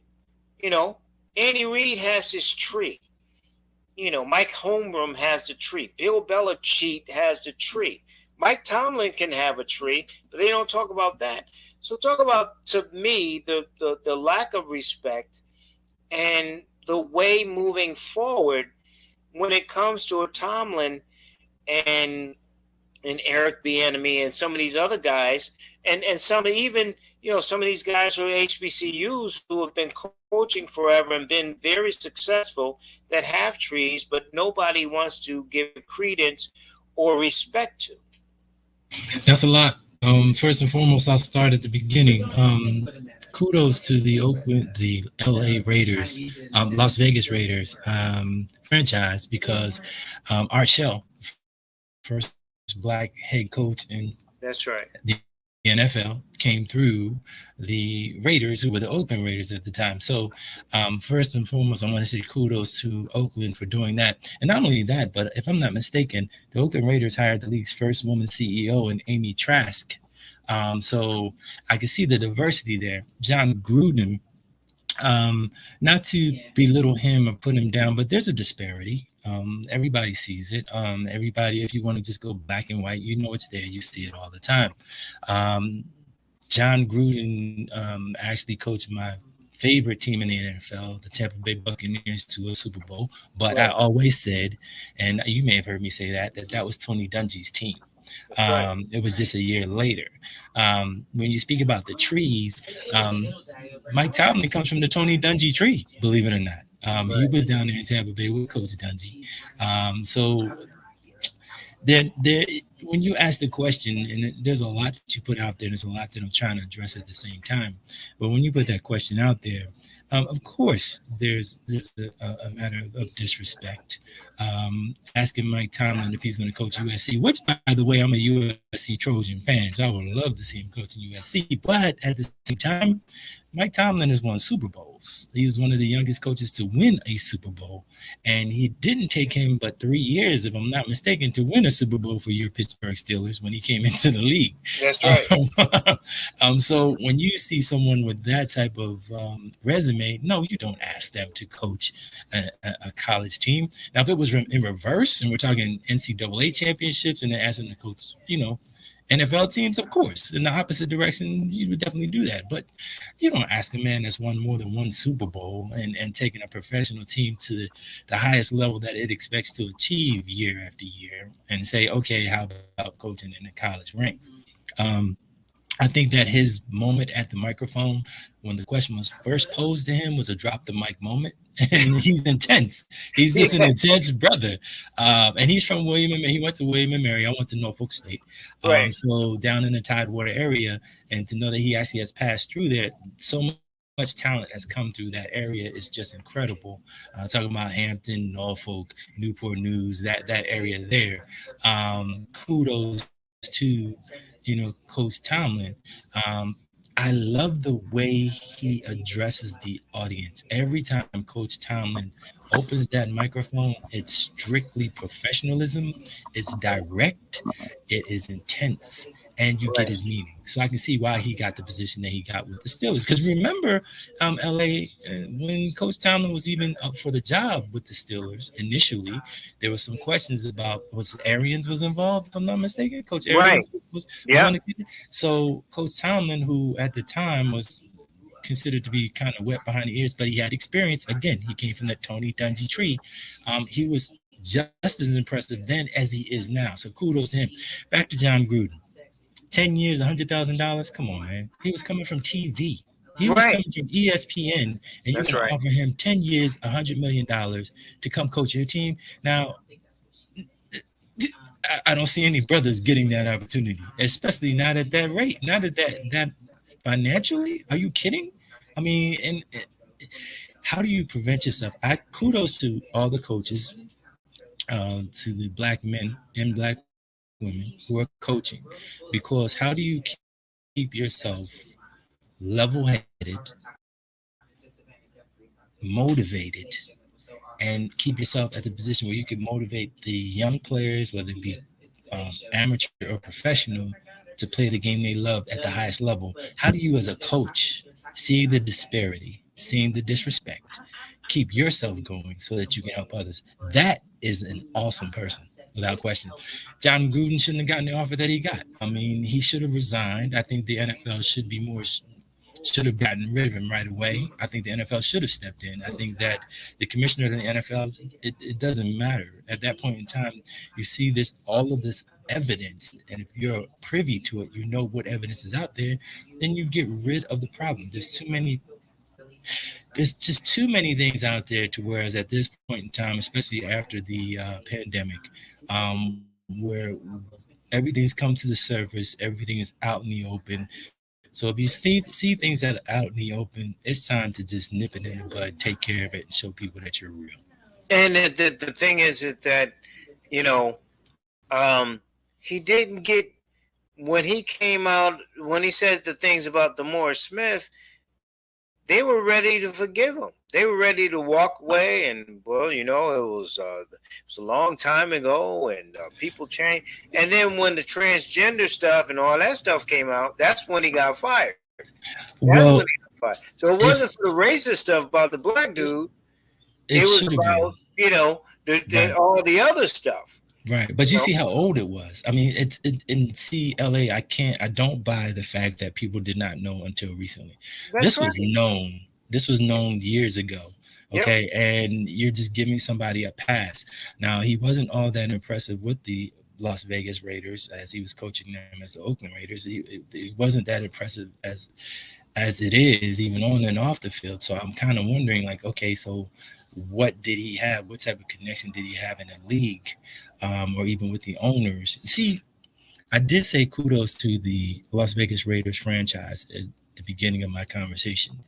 But as we discussed this, I would also say that the owner of the Las Vegas Raiders needs to be questioned even more. Who you telling? And not only that, you saw Roger Goodell say, hey, we're not sharing some of those emails. Because they know. That's the old boy these network. People are going to be on blast. These old middle-aged, and this is me saying these middle-aged white guys who have these conversations and say these different things all the time are going to be on blast. And it will, talk about Pandora's box, will be blown open. If Congress got all these emails like they want, and he's denying it, or the NFL is denying it, the people, man, this thing would be so wide open that and sadly enough too, Trevor, black and white and otherwise, there still would be some people that would still support the NFL and watch the games and things of that nature. I'm going to tell you this. I love football. I would watch football. I would watch the NFL. I am looking because I'm thinking as I'm speaking with you, the picture of Colin Kaepernick taking a knee with an afro proudly, I think that scared a lot of people. And they missed the whole message that Colin was talking about. Now, you might say, Trevor, we're talking about John Gruden. You just brought up Colin Kaepernick. Well, Colin Kaepernick, don't sleep. He took a knee for more than one issue. He took a knee to say, look, we need to be paying attention to what's going on in this world. And if I'm on my platform, which he wanted to be all his life, he wanted to be an NFL quarterback. If he would sacrifice that and then behind that put his money where his mouth was because people challenged him. And then you bring up John Gruden. Colin Kaepernick told you years ago and actually took a stance to say to the NFL and to its fans and to all of us, stop. Listen to what's going on. If it wasn't for the pandemic, LA, I don't know if we would see it to this day. And I think that people would still be trying to, look down upon Colin Kaepernick, to be honest with you. And just plug for him. I mean, his documentary, Colin in Black and White with Ava DuVernay airs at the time of this broadcast tomorrow, the 29th. Where he gets into all of that stuff. And it really is profound, man. Like this is some kind of Negodamus he gets because he put that thing out in 16, and here we are now still dealing with these things, and the Gruden thing comes out, and it only just sort of cements. It's almost like the Jordan thing. We all knew, if we're in the midst, and the reporters, you've been in the business, that we knew that Jordan was sort of a jerk and that kind of thing. We reporters knew it. If you were around it, you knew the whole Jordan, all that kind of thing. But when it came out, with that whole Jordan documentary and all that kind of stuff, it's like welcome to the party. So we already knew John the Grudens and those guys were already who they were. It's just everybody now who either wants to pretend like they're appalled or were naive and they're appalled. This is the NFL. Like, what's the surprise that you have that You shouldn't have. This is the NFL. There's nobody in those rooms, Trevin, that looks like you and I. So why would anybody be surprised of any kind of conversations? Whether it be DeMaurice Smith with the Michelin tire lips that Gruden said, or anything else, the Michael Sam thing. Why would anybody be surprised at this point that really understands it? Well, there's no surprise. And kudos to the NFL franchises that have black men and black women at high executive levels. So because it is happening, it's just not happening as quickly as it should. I think there should be more black NFL head coaches and given opportunities. But you can say that about any sport in any realm at this point in time. And for those people who are listening, if you think this is strictly a black or white conversation, it's not. It's a people conversation. And I think that with the pandemic, what that did was stopped everything in its tracks. And all of us as people got to see how other people are being disrespected. So I think that it's time for us, and I'm hoping that the NFL is put to the fire. Their feet are put to the fire, to whereas they have to, look at the things that are going on and say, no, this enough is enough. But again, that's a business, and that's a business that has certain owners, and the certain owners look a certain type of way. So they may not, and it's not an excuse, but they may not understand black culture. They may not understand Latino culture. They may not understand Asian culture.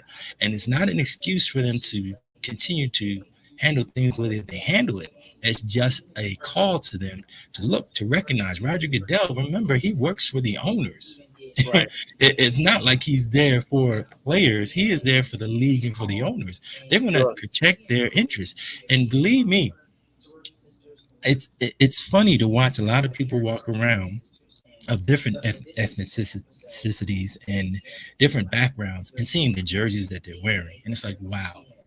But it's a good thing too, because it means that they're not seeing color. They're seeing that individual. They're seeing that performance. They're seeing that professional who goes to work and puts it in there and gets and produces. So out of respect for that, they're wearing that jersey. And to your point, and to your point, Trevin, I mean, I'm in Durham, North Carolina. I see more Duke than Central. I mean, really? Like, I mean, in terms of the brothers, like in terms of black folks, I see more Duke than Central. I went to Charlotte and covered some stuff there. I see more University of Charlotte than Johnson C. Smith. Like, what, Well, I'm glad. Go ahead. Go ahead. I'm glad you said that, because that's why organizations like the HBCU Pro Sports Media Association are in existence, so that the HBCUs can start to get more exposure, and not just exposure when you're the hot item, or you're the in, or you're the in thing, or you're what's everybody's talking about. Or it was a shooting at the campus. You know what I'm saying? Exactly. So the HBCU Pro Sports Media Association, which you are a part of, is in existence just for that, so that we can help brothers like yourself, sisters who are doing their things as far as covering HBCU sports, whether it be someone who matriculates through college and is now in the professional ranks, or if it's, just the teams that you said. Like you said, you'll see more Duke than North Carolina Central. I'm not mad at that. It's just that now people need to have their eyes open, and the HBCUs need to get more exposure, and it's on us. It is our responsibility. That's right. And I will use that word responsibility to champion getting HBCUs the recognition and exposure that they deserve, and not on a short-term basis. This is for the long haul. Right. If you're just joining us, talking with Trevor Nick Jones here on the Bastion News Radio Show, WCOM, WCLM. Big Mind Entertainment, and of course the BastionNews.airtime.pro. Trevin, we just to quickly, if we can, because I know you're short on time, if we can just kind of follow up on the tree part of it.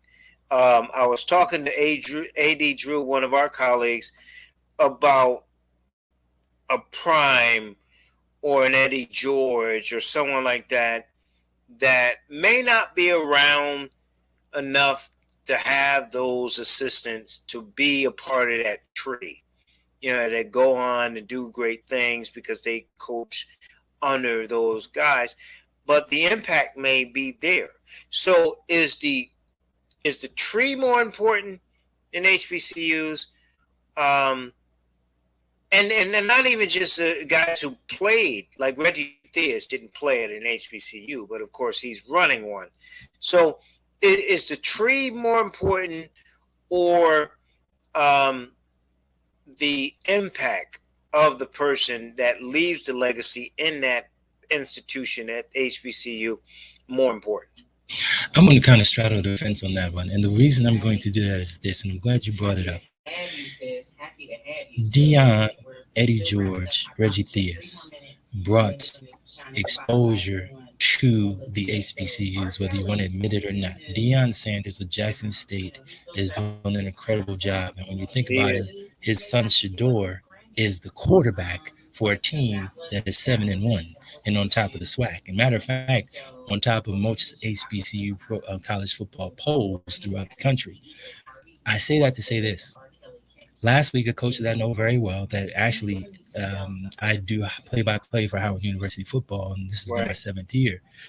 My very first year, this coach was the coach of Howard University, and I'm talking about Gary Flea Harrell.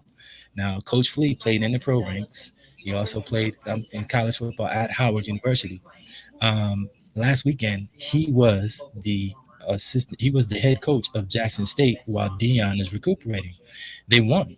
This week, he's the coach of Jackson State once again while Dion is still recuperating. I would bet that Coach Harrell is getting more exposure now in these 2 weeks at Jackson State, not because he's still at an HBCU, but he's at the HBCU that Deion Sanders was at as the head coach, and the medium is following Deion Sanders. So when you talk about Eddie George, you talk about Deion and Reggie Theus, who's college basketball, coming in, think about it this way. They are bringing exposure. Now, on the flip side of that, and the exposure that they bring can give whatever assistant coaches they have, even if the assistant coach has one time been a head coach at the college ranks, the exposure, more exposure than he had before. Now, what I want to say is this. I don't have a problem with Coach Eddie George or Coach Deion Sanders or Coach Reggie Theus as long as you respect that H that's in HBCU. Because H stands for historically Black colleges and universities. The H stands for history. As long as you understand the history upon the institution and the conference and the platform upon which you are standing, and then you can still get exposure for those coaches that haven't gotten it, that is awesome work. But if you have that you're the head of that program and you're not respecting that H in HBCU, that's where the problem comes. Yeah, I guess I would. My question too would be, that's good and bad because as an assistant coach is filling in for Deion, if he struggles, or when Deion leaves and say an assistant takes over and they struggle, then is that a setback for HBCUs in that particular template? If the template is that Deion, if I'm saying the template is that Deion brings the exposure, so hey, he leaves and he's probably gonna leave, like you and AD say, after his kids leave, so he leaves, and then you got an assistant in that play, then the expectations are got to be super high. So is that a situation where that's a bad thing in terms of that splash, or do we need to go back to, okay, well, Deion was there, we need to have a tree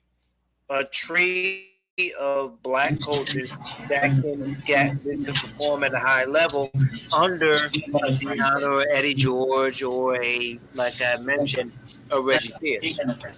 Well, I'm going to say it to you this way. No, because it will only be hurtful to HBCU football or basketball or what have you if you don't know it right now. If you already understand the background of HBCU football or basketball, you're already a fan. You already know what goes on. These coaches that you're speaking about, Deion's not doing it alone. He has coaches. The assistant coaches that he has are some awesome assistant coaches, and I just Right. mentioned. He's a CEO, really. Right, exactly. So if Eddie George is doing the same thing at Tennessee State, then kudos to them. The only people that will be surprised once these coaches leave these programs, and if the programs should not be as successful, will be the people who didn't know HBCU sports to begin with. So I don't see it as anything that will be setting. When you say use the term set back, no, it won't set back. HBCU programs are moving forward. HBCU institutions are moving forward. Basketball, football, baseball, volleyball, lacrosse, everything is soccer moving forward. So no, when these coaches come in, they'll get the shine, and the program will get even more of a shine. But once they leave, the coaches will take over because we've been doing it for years, for hundreds of years now. So no, it won't hurt us. Let me real quick 2-part question for you. I'll let you go and bring in Mike Patton.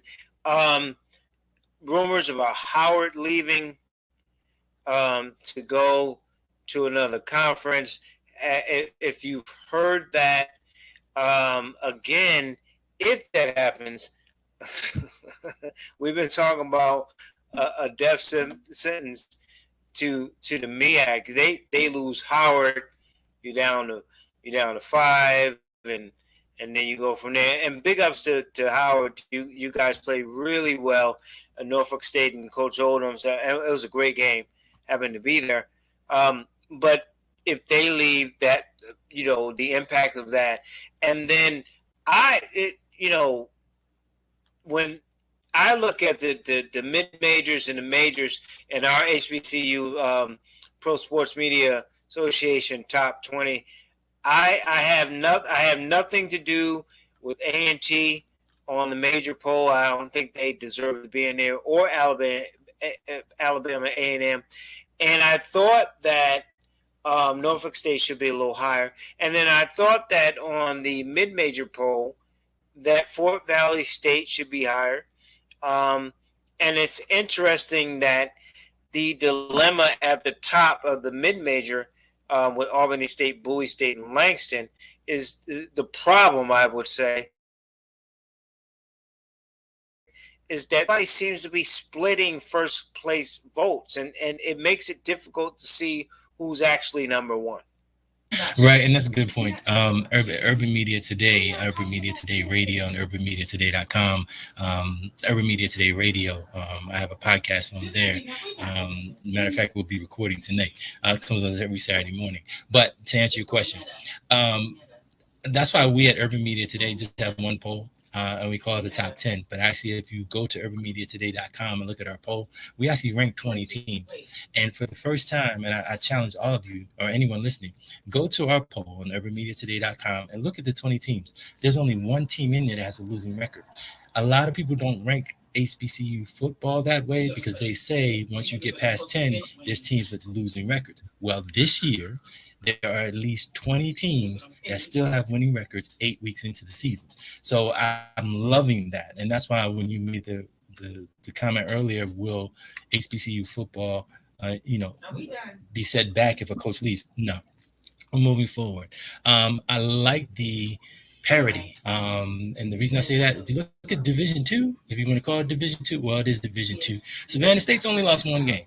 I mean, Langston is an NAIA school in Oklahoma. On our poll, they're ranked number 6. And they're ranked number 6 at 7-0 because you still have Jackson State in front of them. You have Norfolk State in front of them. You have Prairie View in front of them. You have Alcorn State in front of them.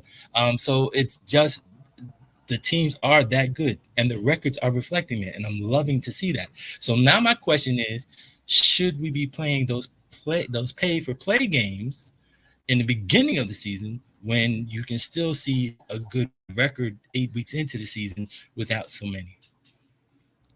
Yeah, and you're right. I mean, that's what it boils down to, is that if you have so many, and then I mean, once you break it down, because you're part of the HBCU Media Association vote, that we have the 2 different tiers. And AD and I were talking about, well, when you get down to so-and-so, especially in a major poll, you get 9, 10, and 12. They're all under 500.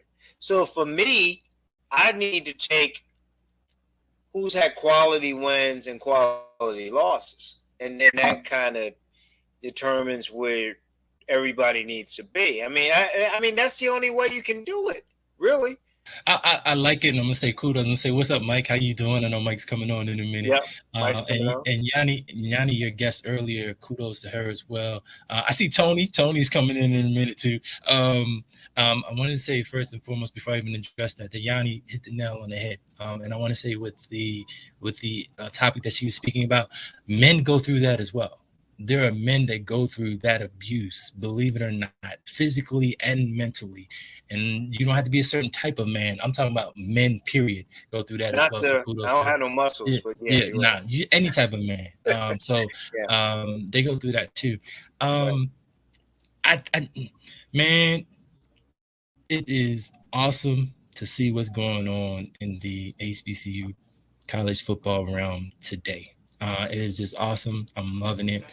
Again, we do the split polls on the HBCU Pro Sports Media Association because a point was made that you get more exposure. So the smaller schools get more exposure if you have a ranking just for them, whereas the mid-majors get the exposure that they normally get plus a little bit more.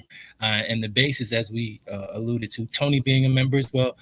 Mike, if you're covering anything in Black college sports, you need to become part of the HBCU Pro Sports Media Association as well. Tennessee State now. Yep. Oh, there you go. Okay, yep. The Tiger, red, white, and blue.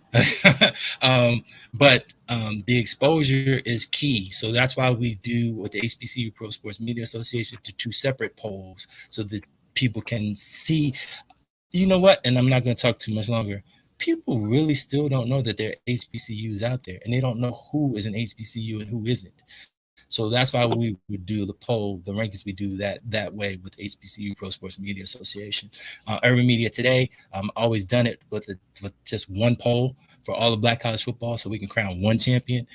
So we'll continue to do it that way, but doesn't lessen anything else anybody else is doing. Well, listen, before you go, just allow people to know how to follow not just the HBCU, but the urban media stuff that you do, because again, you got 4 brothers up here, and you add AD and everybody else. I mean, we're all in collectively trying to work towards the same goal, and we're all certainly keeping it on the Black and different angles in different situations. So let people know how they can follow you, how they can see what's going on with you, and thank you. As always, Trevin, for your time and your expertise, sir. Oh, thank you. I'm blessed, and I'm honored to even be on the show, and even for you to allow me to speak on your platform. You're doing an excellent job. HBCU Pro Sports Media Association. Go to hbcuprosportsmedia.com, and you can check that out. That's what I really want everyone to go to that website, especially if you're in the media and you're covering HBCU sports. Definitely check us out. LA is a member. I know Tony's a member, and I hope they don't mind me saying so. Hopefully Mike will become a member soon too. I think it'll be worthwhile. Me, it's simple. Ice Code Alpha on Twitter. You can check me out there. You can also check me out with the email with tajumt.com, urbanmediatoday.com, and Urban Media Today Radio. Check out the radio station. There's some music driven. We have podcasts every Saturday morning, which my podcast will be on there, Urban Media Today Talk Sports. Even Ty Miller from the Power News Radio Network, he does a show called Black College Football Weekly. That actually airs on our network at 12 noon, right before kickoff. And he's also a member of the HBCU Pro Sports Media Association. So if you're listening and your ears are perking up like, yo, what is this HBCU Pro Sports Media Association? It's something you need to check out. So that's it for me. Thanks, LA. I appreciate the time, man. And I can't wait to hear what your guest got to say. I know Tony has plenty of knowledge to share, and I know Mike got it going on as well. So I can't wait. Both of them. I mean, they both. One's older than I am, like a zillion years old. And I just tease. I could tease Tony. He always, And then one's a young buck. And either way, I appreciate you coming on. And Trevin, we'll of coordinate our time so we can get you on more with you and AD and everybody else that we have on the association. But I concur with you. I think it's very powerful of what we do and what we say, and folks that look like us and some of our sisters. It's a beautiful thing. It's a total beautiful thing, and I really appreciate you, sir. I appreciate you as well, and I want more sisters involved. So, ladies, definitely reach out. Thanks a lot for having me, gentlemen, and I can't wait to enjoy the rest of the show. Appreciate you, man. Stay on if you can. If you will want to bring in my good friend patiently on the line. He just adjusts on the fly because he's the man, and he can do that. Of course, the Sports Awakening. .com and touring the AFC South.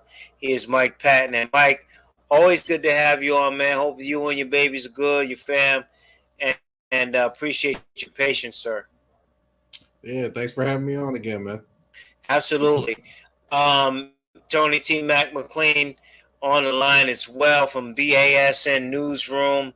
The editor-in-chief. Don't know anybody better who can edit and do the things that he does, and I mean, I'm being honest about that. Mike, when you look at the teams that are left, or not left, but the teams that are jockeying for the best, right? That word, the best in the NFC. Everybody's talking about Dak and Dallas. You know, couple of tough games, but really a cupcake schedule. Look at the Rams and what they played. Arizona's still undefeated. You got the Bucks doing it, what they doing with Tom Brady, so on and so forth. Just strictly on the NFC side, before we get into some of the stories, who is the best team in the NFC? Oh man, based on those factors, I mean, really. Honestly, a team that's not getting much respect right now. I'm going to give them their flowers today. The Arizona Cardinals are the best team in the NFC. I mean, really? What? I mean, nobody talks about them. They haven't. This is the NFL, Mike. They haven't lost a game. They beat everybody in front of them. Why wouldn't they be right now after 7 games the best team going into the game tonight of this broadcast?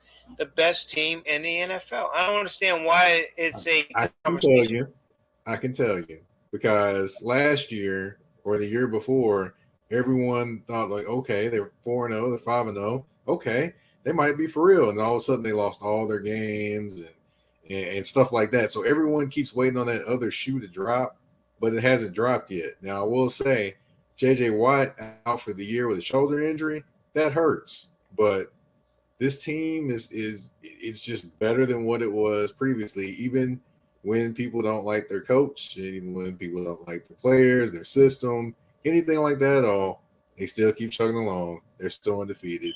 And I think they'll be undefeated after tonight too. But wasn't this defense, or you can correct me, wasn't this defense pretty good before JJ? I mean, they had their hiccups, but Chandler Jones was still there, and they still had those linebackers inside that were playing pretty good, and Buddha in the secondary. Weren't they pretty good before JJ was there? I mean, they were okay, but the thing is, they went out and added another pass rusher to go along with J.J. Watt. Also, they have 2 young linebackers. They had the kid they drafted from Clemson, and then they went out and drafted another guy. So now those 2 are the inside linebackers. Plus, you have a veteran linebacker you can bring in off the bench that can actually play just as well as they can. So this year, they're deeper and they're better. And Vance Joseph, you got to give that man some love with how he got dismissed in Denver, which I thought was horrible. Now he's making this Arizona defense one of the best in the NFL, and I gotta give him his props. I mean, look at the corners. Does anybody know who their corners are? I mean, Patrick Peterson's not there. Nobody knows who their corners are, but they're still doing their thing out there, and the front 7 is making it happen. Yeah, schematically, he's getting it done. AFC wise, you look at, and listen, I already said there's something about this Bengals team because they actually not only beat my Steelers, but they beat them at home. I can't. I'm 51. I can't remember the last time the Bengals beat the Steelers, and let alone at home. So that, in a nutshell, puts them to me in that category of they're for real. And then Lamar to me, I think we'll get to MVP later.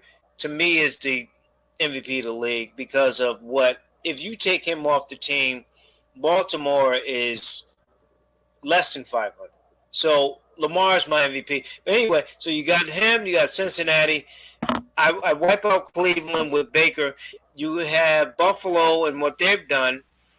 And then you have a situation where you got Tennessee that's running the football. They beat, Kansas City and Buffalo. And then Kansas City. So when you look at the landscape of the AFC, everybody's saying, well, don't count KC out because it's still only 7 games. You got 10, 11 games left or whatever the case may be. They can come back. And then you look at the rest of the league. Who's the best team you think, record-wise or not, in the AFC? Okay. Well, if you look at all the teams, they definitely all have holes. That we all can admit. Right. However, just taking a look at the teams, the landscape in the NFL, I'll still roll with the Buffalo Bills for right now. I mean, the Buffalo Bills have an outstanding defense. True enough, Derrick Henry did his thing against them. But who does he not do his thing against? Ironically, he didn't do his thing against Kansas City, which they still won the game. But they didn't need him, though. They didn't need him to do his thing, though. Really, they did. They really didn't. The defense was playing out of control. But I'll say the Buffalo Bills because they have all the weapons. They definitely have a stout defense at all different levels. They have a star. So I'll say if they get a consistent running game, there's nobody that's going to touch them. Because honestly, if they continue running the football with Josh Allen and that's their running game, that's not going to end well. And that's the thing too, Mike. Just to follow up, Josh Allen. That's the reason why. Not only I think because of the team that Lamar is number one, but the fact that I don't know if Josh Allen is going to finish the season. He's too big and too slow. He takes too many hits. He's a big dude, right? But he takes a lot of hits. So I don't know if he's going to finish as the Buffalo quarterback for this team to lead them to the promised land. Whereas Lamar has learned to run and he's been accurate with the ball and he's certainly elusive, more elusive than Josh Allen. That he'll finish a game and finish the season. Josh is taking these Ben Roethlisberger hits.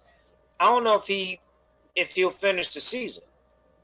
I'll say this: he takes more hits in the pocket, I would say, than he does when he gets outside the pocket. He's not a shifty guy, but he is fast. He definitely can run. Lamar, on the other hand, takes too many shots that he shouldn't really take, where he could slide or anything like that.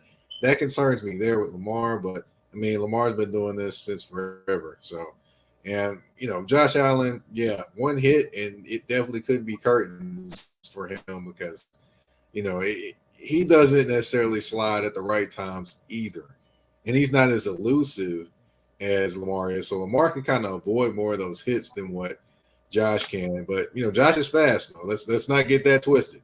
He is fast. He can run. Yeah, he's, I guess, fast for a 6'5", whatever he is, and Roethlisberger size type guy.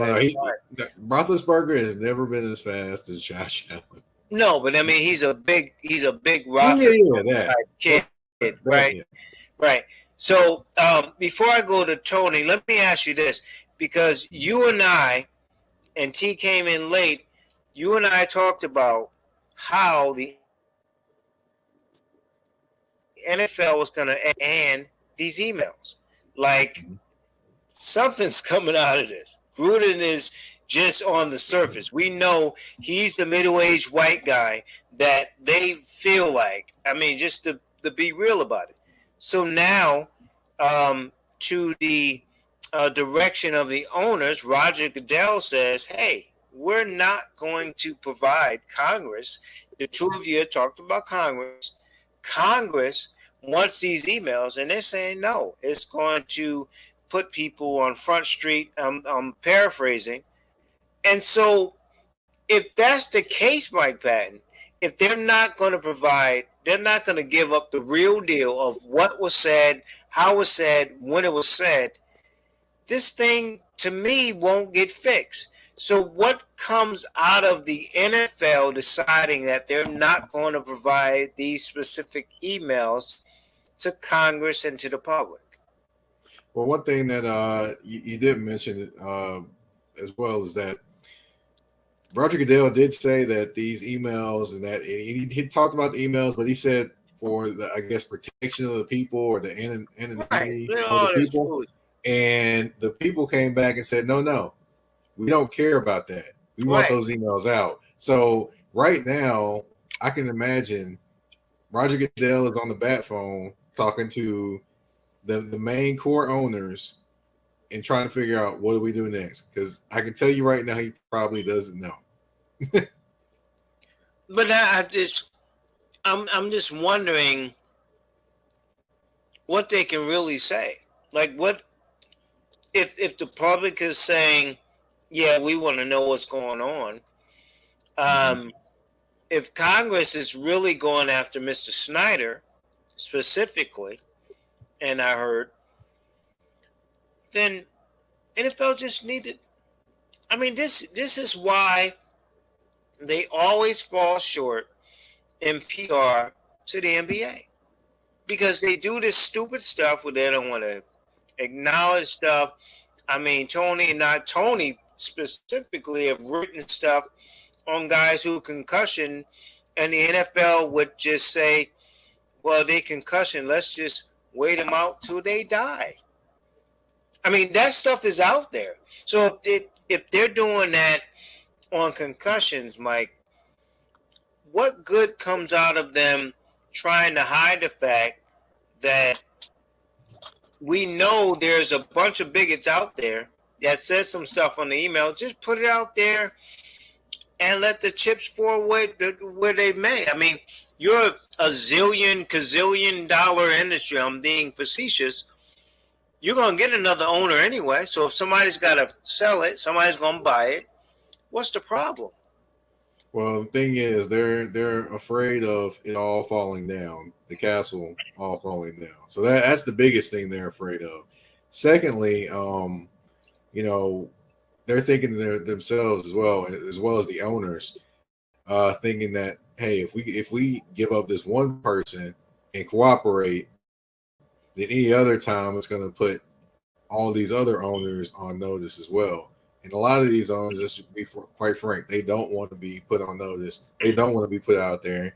They don't want anybody too much in what they consider their business as well. But, if really one move could actually make this where the NFL could actually be like, okay, cool, we'll give you what you want. That move would be attacking the antitrust. If you do that, I bet you the NFL will sing the high heavens. Thank you, sir. Thank you, sir. And T and I, we've been saying, take that antitrust away, and they be whistling Dixie. I mean, that's a whole different ball game when you do that. To your point, and T, wouldn't it be something?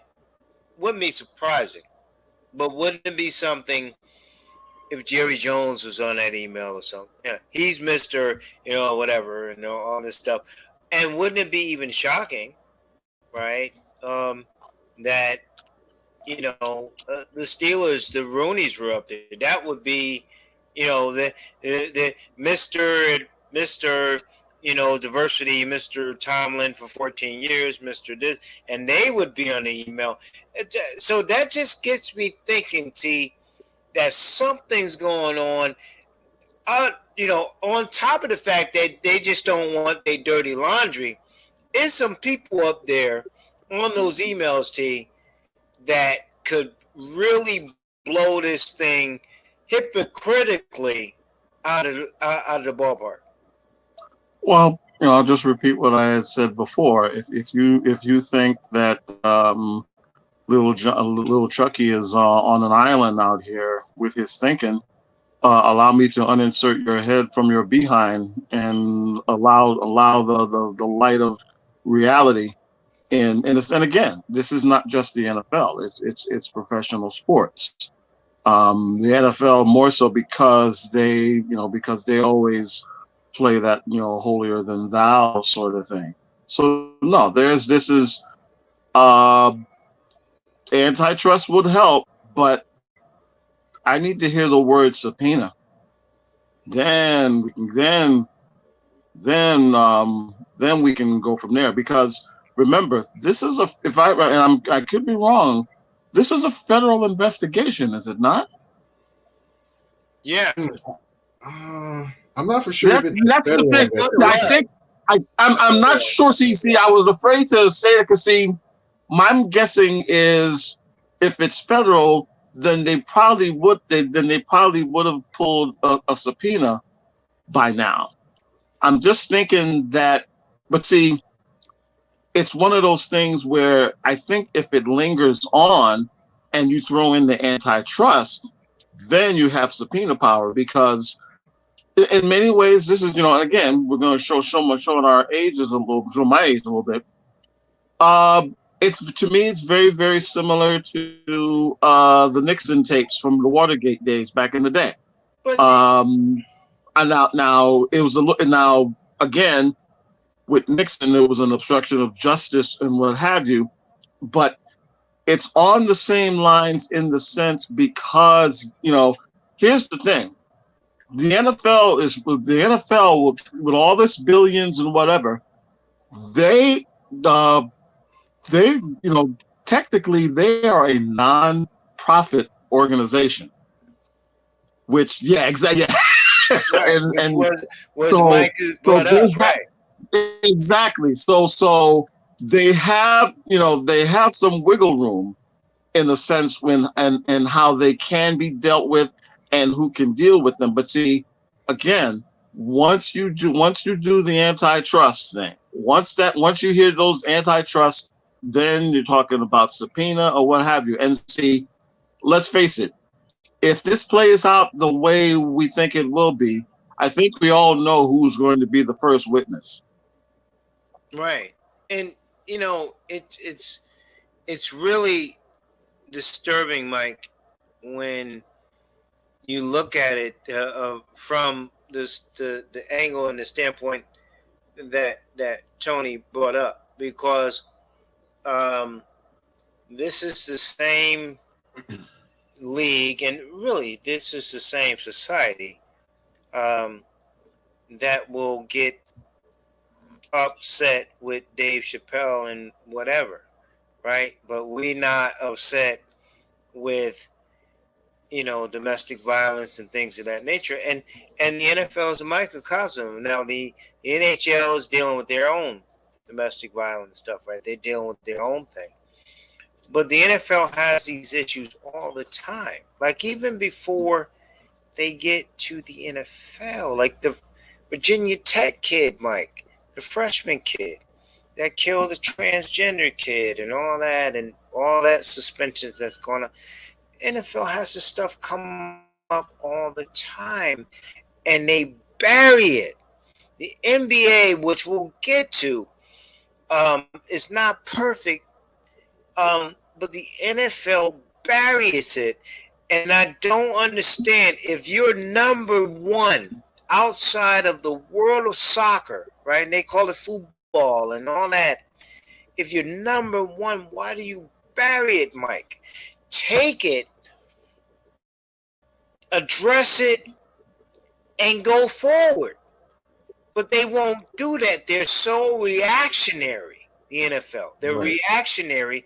And I think, Mike, it's because you and I love the game. Tony and I love the game. We're also reporters, right? So we have to have a certain dynamic to it.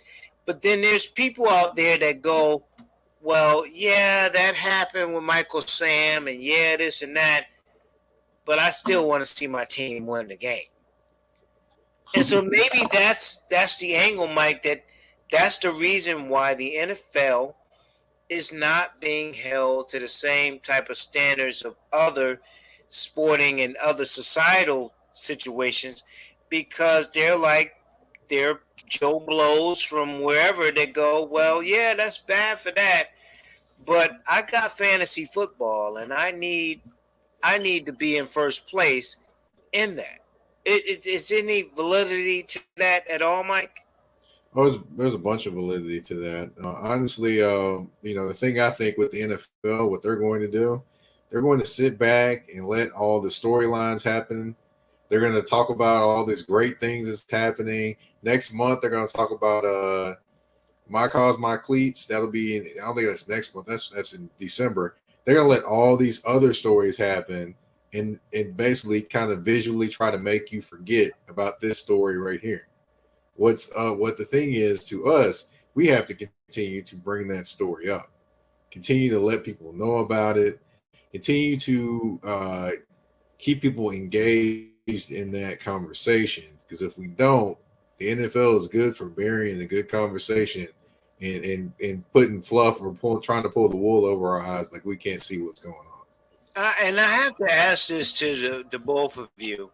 I'll stay with you, Mike, because I know someone that we both know. I know we both know him because we dealt with this particular person. And I won't say their name. If you want to ask off air, you certainly can.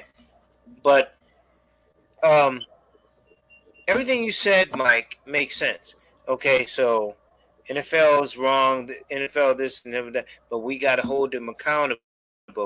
But yet, Mike, if I ask you something about Tennessee State or the SEC or the Tennessee Titans, you got some inside scoop, which means that you're still getting your job done, which means you're still sitting at the table and you're still getting the information. Tony, the same thing.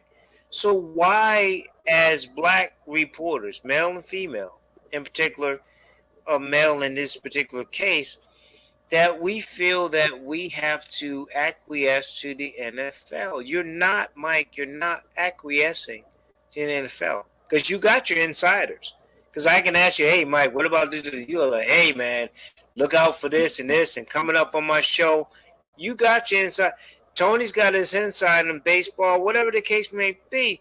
So if we have our inside and yet we still associate and know some people, probably a better term, that once they sit at the table and they don't do what they need to do and they make excuses for the NFL, why?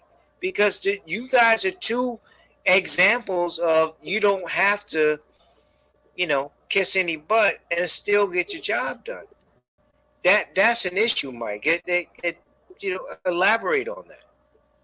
Well, the thing I look at it is the further you get in, the harder it is to continue to be yourself sometimes. That's true.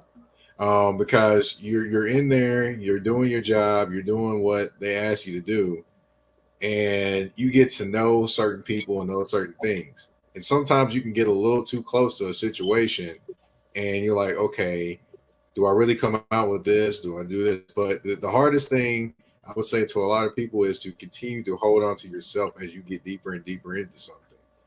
And that's, I think, what happens to a lot of different people as they continue to evolve and grow. There's nothing wrong with evolving and growing, but you also still have to remember who you are and where you are and the world that we live in as well. It's kind of like different dynamics that all come into one person that's becoming you. So knowledge of self, along with knowing the knowledge of doing your job, doesn't always equate as you move up the ladder. And that's what I could give in terms of that.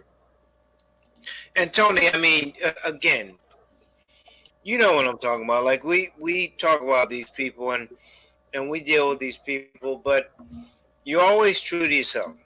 You're always I know you forever, and you're always gonna be true to yourself. You're always gonna stand on your convictions and things. But then you got some people again that we we're all connected with or we know, and they just decide that they want to sell out. I thought an interesting a point to that to the both of you, but Tony, you can respond first.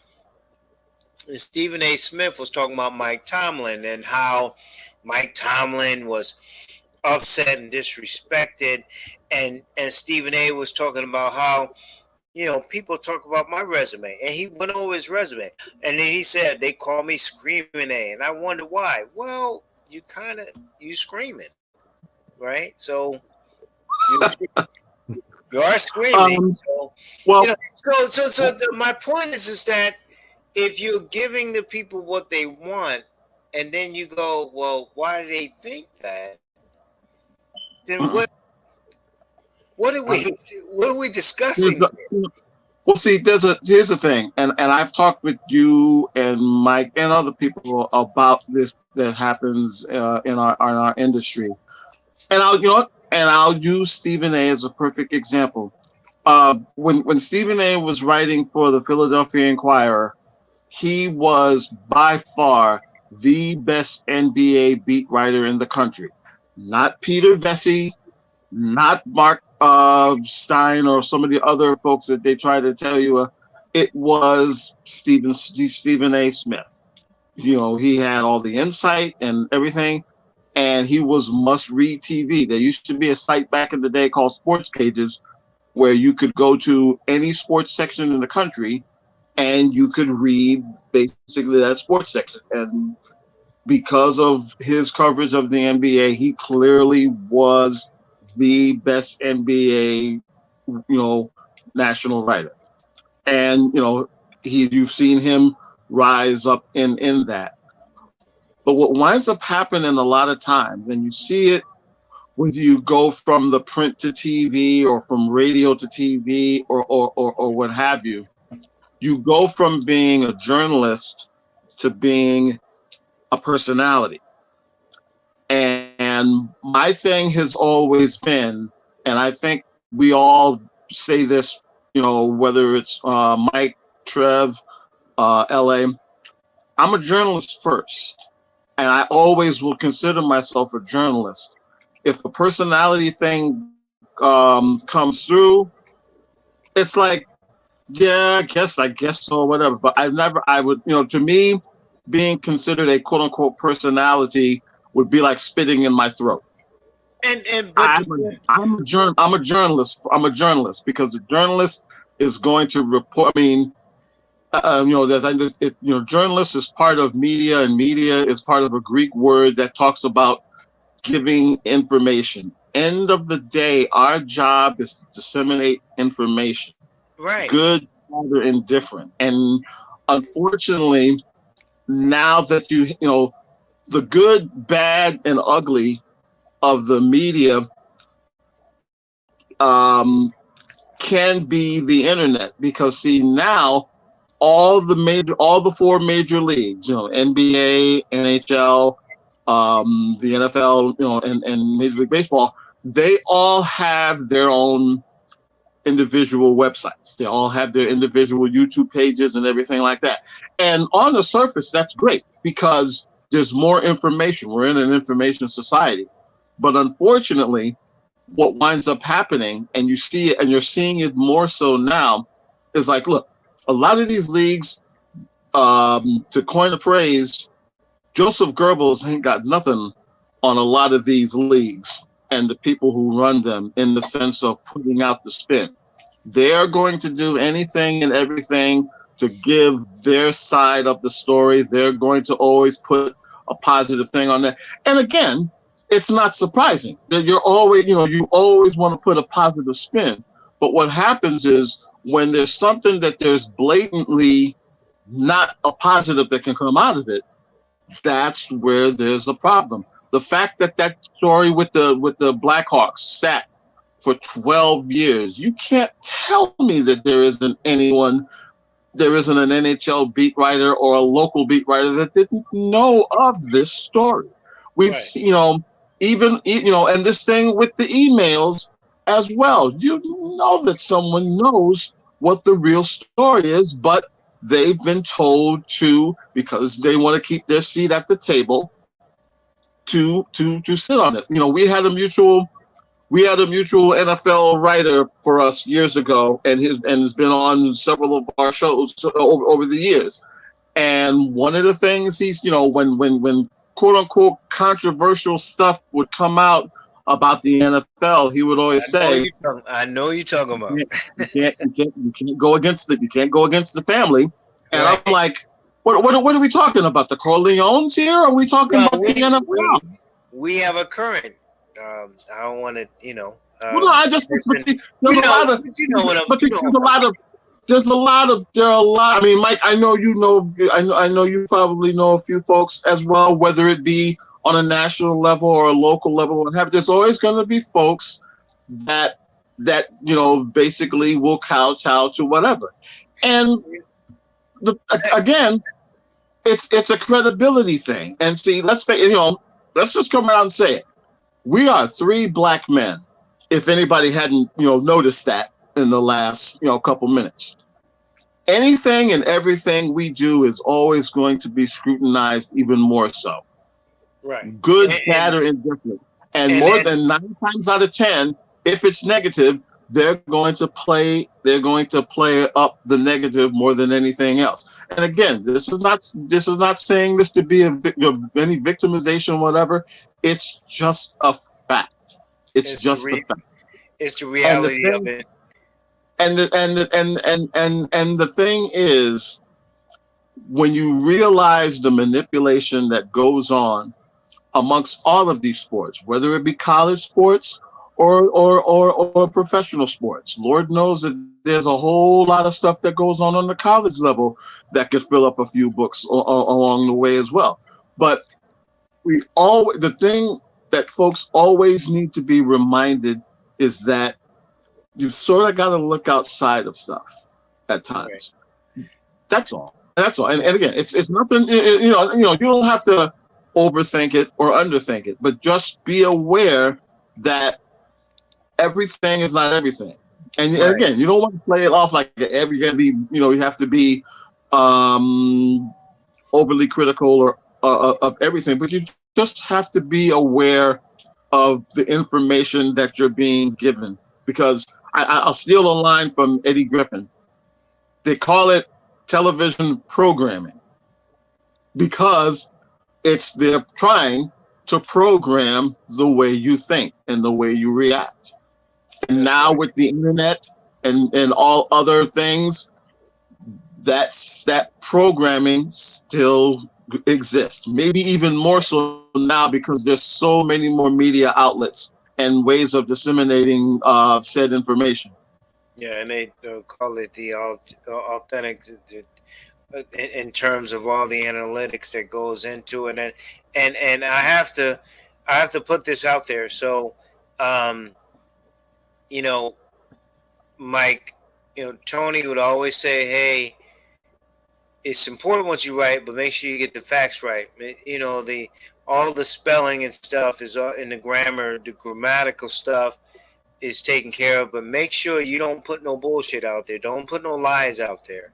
And the second point I want to bring up, because I'm not like great reporters like you guys, but the second point I bring up is that I don't always tell you guys, and particularly you, Mike, is that your writing skills. And I tell people, hey, man, you need to check this article out in Sports Awakening, whatever the case, wherever you are writing. And if you send me an article, I send it out because of the respect. So, Mike, and I know we need to, I don't want to hold you because I want to get, NBA and stuff. But if you write those things, right, and you put that out there, then there has to be some form of respect and sort of double downing, if you will, of what you write. You can't backtrack on stuff. And too much we see, not you, Mike, and certainly not T-Mac, is that we see people who want to, that look like us, who want to acquiesce, or cow down or change our opinions. And to me, in the scheme of what we're talking about, the truth gets really lost. If you're telling me about Carson Wentz, you're covering the AFC, and you're telling me about him, and then someone says, "Well, Mike, I mean, Colts really like what you're doing, and and what you're writing. You can come with us. So you're gonna change that. So then that becomes a Mike Patton look himself in the mirror, or a Mike Patton sticking to the truth. And I think that's part of the problem. And I think there are people that we know, the three of us know, that don't always make that right call.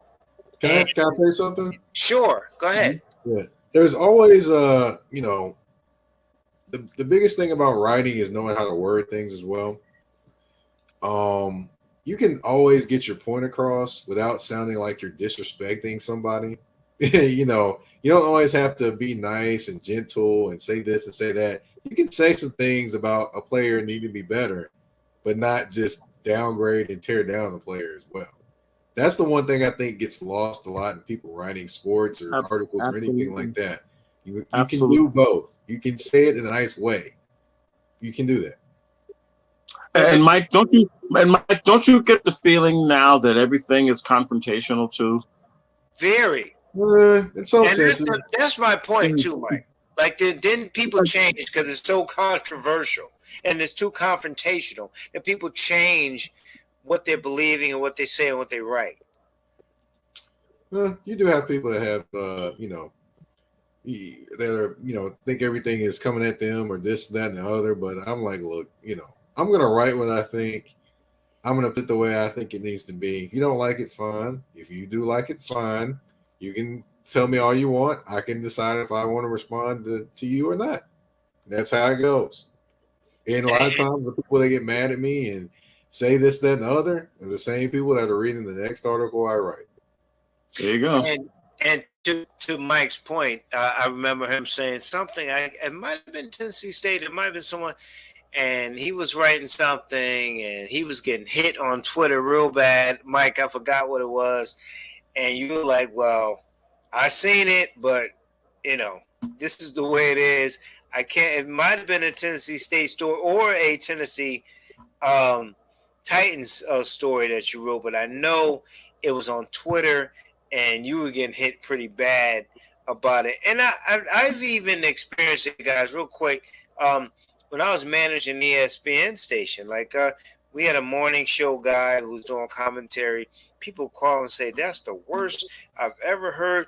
Right, because they wanted to hear Mike and Mike or Colin Cowherd, right? So when they hear this local dude saying something that they don't like, then that's part of the issue. They don't hear Dumb and Dumber, I call them, Mike and Mike, or they didn't hear Colin or whoever the case may be.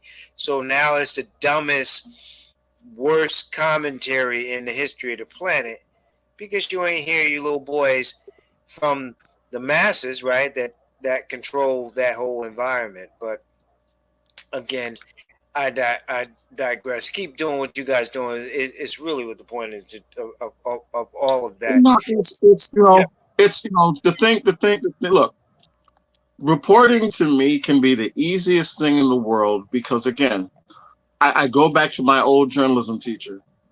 Who, what, where, when, why, how. That's right. You do those 5, you won't get sued. You won't misquote anybody. And oh, by the way, you may actually write a pretty damn good story. Because because at the end of the day, when people are reading your stuff, those are the 5 things that need to be met.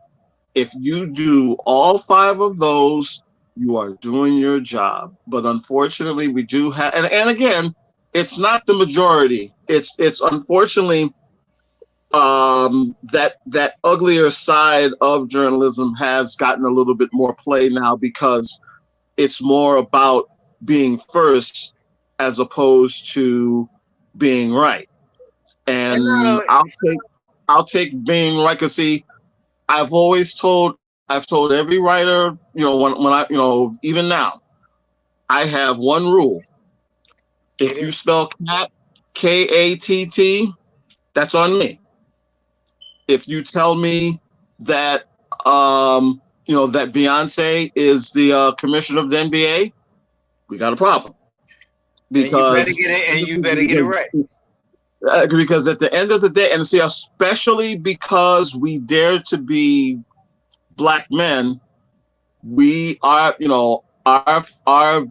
are always going to be subject to be attacked in a sense. Right. But even with that, my thing has always been, if you do the five, things that we just talked about, you ain't got to worry about it. Now, are some people going to get upset because you dare to tell the truth? Oh yeah. And you know what? Those are the easiest people to deal with. Like, I'm not going to lie for you. Right. And with that being said, and getting upset, and Mike, as I said, Tony taught me, like, get it right. He can fix the misspell and all that kind of. Just get the information right was really the bottom line. You understand that, Mike, because you run your own thing. With that being said about getting upset, before we kind of quickly go on the field, Mike Tomlin, was he right in getting upset in terms of, how dare you demote me? Okay, I got the head shake.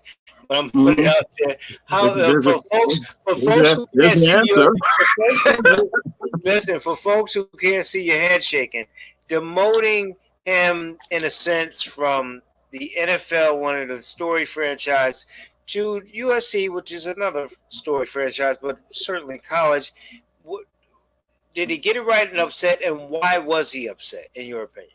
He got it 1,000% right, because the thing is, he said it right too. I mean, Sean Payton. I mean, I heard Stephen A. say, and Sean Payton. I mean, and Stephen A. was correct with the losing seasons, and talking about Andy Reid and the losing seasons as well. And they have never been asked, are they going to coach a college team? And every single year, Tomlin is on the hot seat about something, and it isn't like he's always not successful. But I'm like, come on, man. Do y'all really need to ask him about USC in the middle of the season? I could see if this was Urban Meyer and you're asking him, because he's susceptible to having a headache and saying, "Oh, I got to retire," and then pop up at USC. But do you know Mike Tomlin to be that guy? Mike, let me just say this, because the both of you know this about me. I've been critical of Mike Tomlin. You both know I have. Over the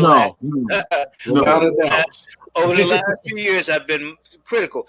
But I've been critical because, so you got Steelers, Yankees, you got Patriots, reluctantly, I hate them.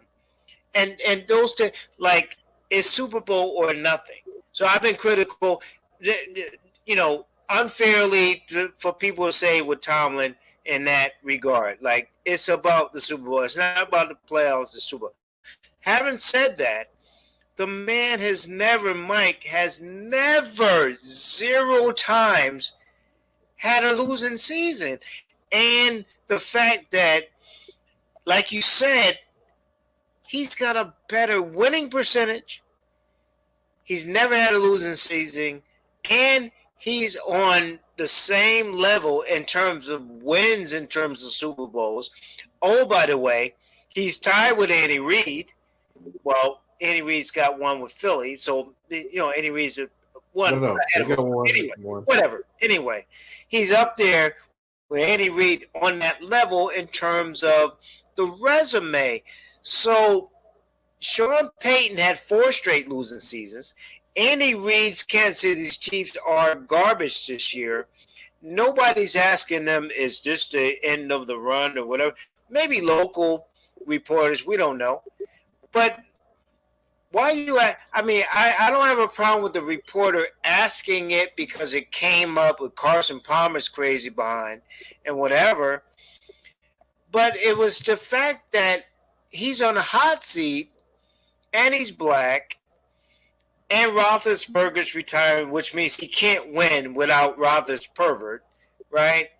And all of those factors, why wouldn't he be mad? I'd be pissed.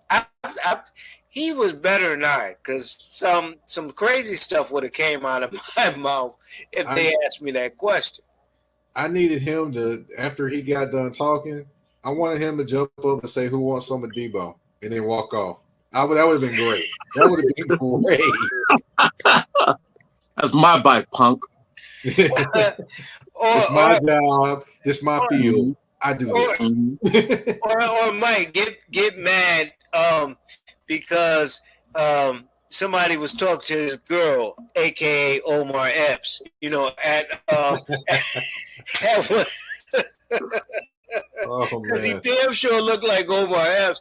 Get mad at that, but I mean, really, that was a very disrespectful thing, and it really brings up to the fact, Mike, and then T after that, this coaching tree, like Mike Tomlin, if he stopped his tree right now, of course he was under Tony Dungy in Tampa and all that kind of stuff, and Leslie Frazier was too, by the way. Right. But he played at William and Mary, he coached at Cincinnati in college, then he went to the pros and all that kind of. So he has a coaching tree, but it's all about Belichick, Sean Payton, who's done nothing since whatever, and Andy Reid, who just did something. But they won't talk about the Mike Tomlin tree. They will not show him that respect in the fact that this brother has been successful at every level that he's been. I got another name for you. Okay. Who's spelling upward right now, and nobody's talking about him. He is the offensive coordinator for the Carolina Panthers. That'd be Mr. Joe Brady. Yeah, Joe Brady. Goes from a passing coordinator at LSU to an offensive coordinator for the Carolina Panthers. And right now, the Carolina Panthers offense is struggling. Like, just to be honest, I can't take credit for all of this because I heard this on a podcast called the Quick Blitz podcast, which is two women that cover the Carolina Panthers, Vashti Hurt and Nashina Quick.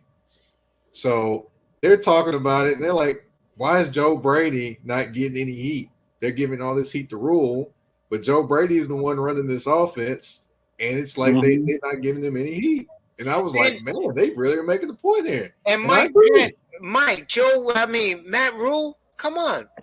What did he do in college? Really?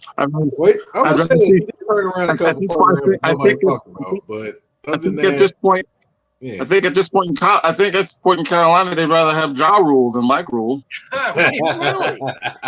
Really, and it just kind of full circles the whole thing where John Gruden can be on a beach somewhere for 50 years and get a job for $100 million, and Mike Tomlin, with his resume, has to prove why he won't take a college job. And guys, I'm gonna count till 10 before someone starts to blame Eric Bieniemy for the Chiefs' defense this year. Oh, it's coming. It's coming. Hold on, Mike. It's coming because Eric Bieniemy offense is struggling now. Eric Bieniemy's offense is struggling. Eric Bieniemy's offense is turning the ball over.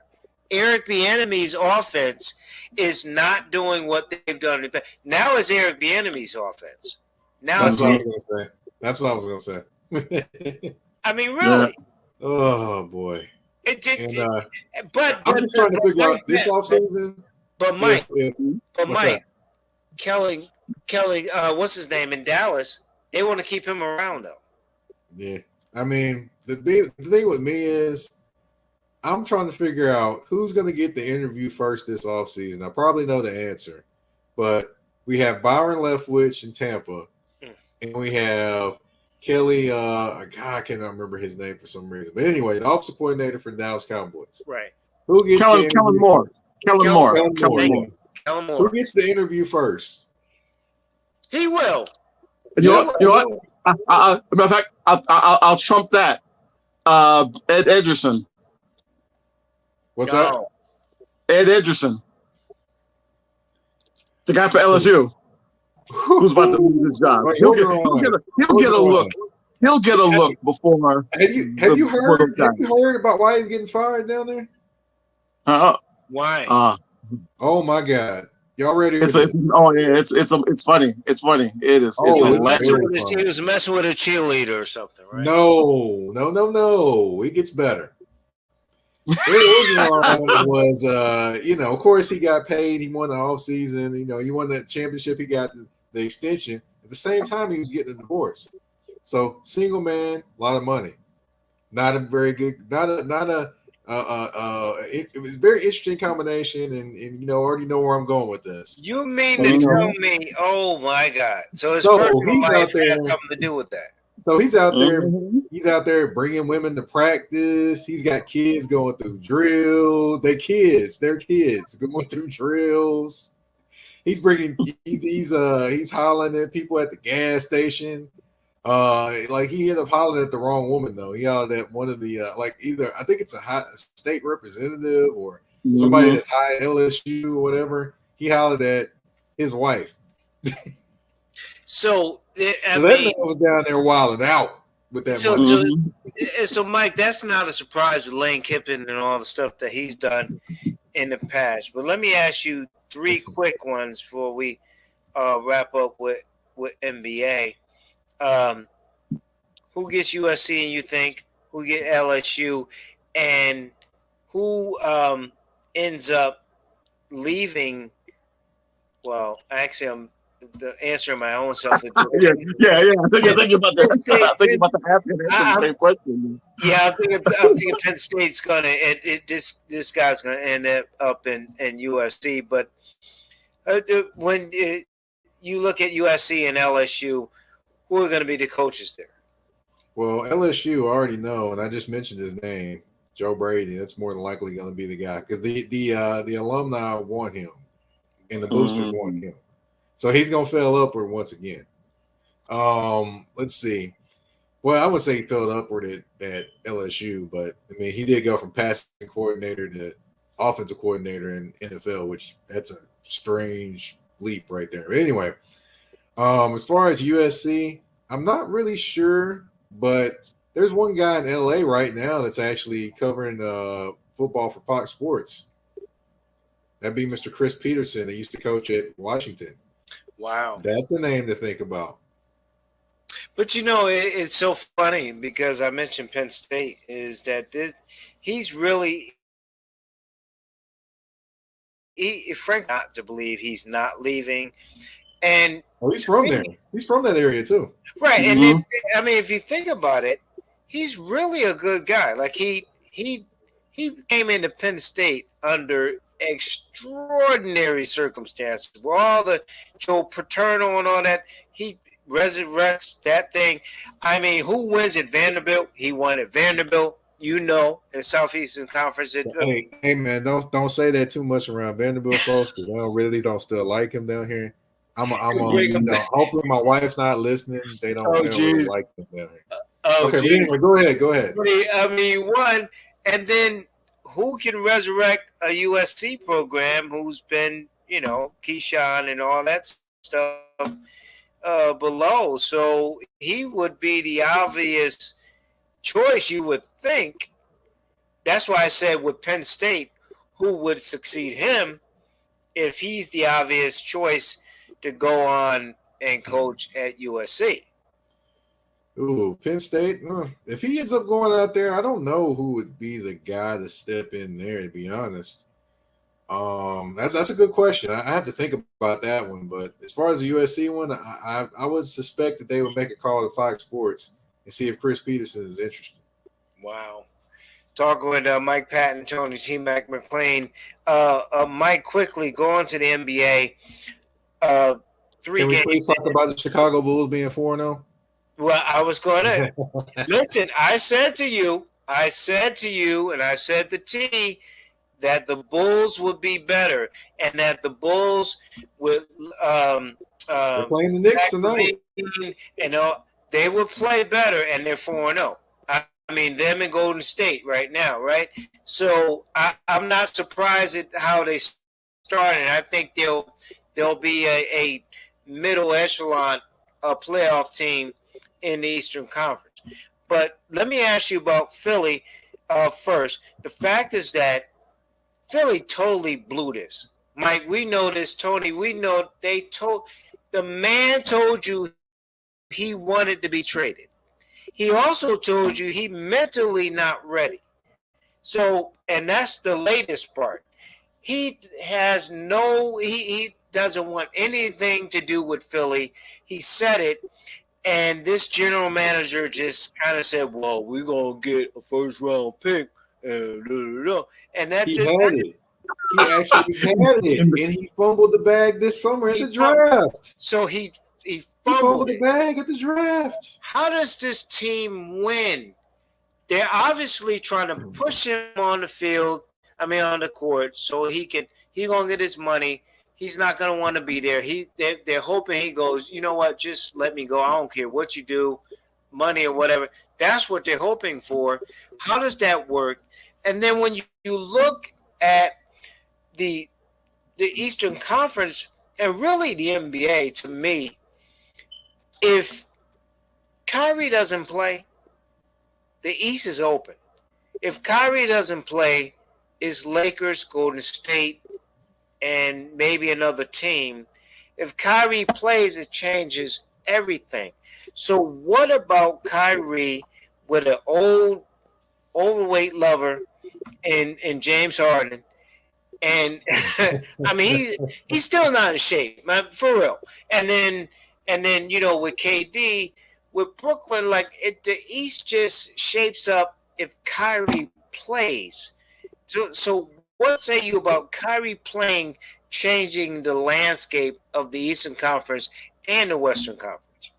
Well, I will say this: even if Kyrie plays, they still don't discover defense. So that's the first thing. But as far as the Brooklyn Nets, I mean, honestly, that puts them all in their pieces where they're supposed to be.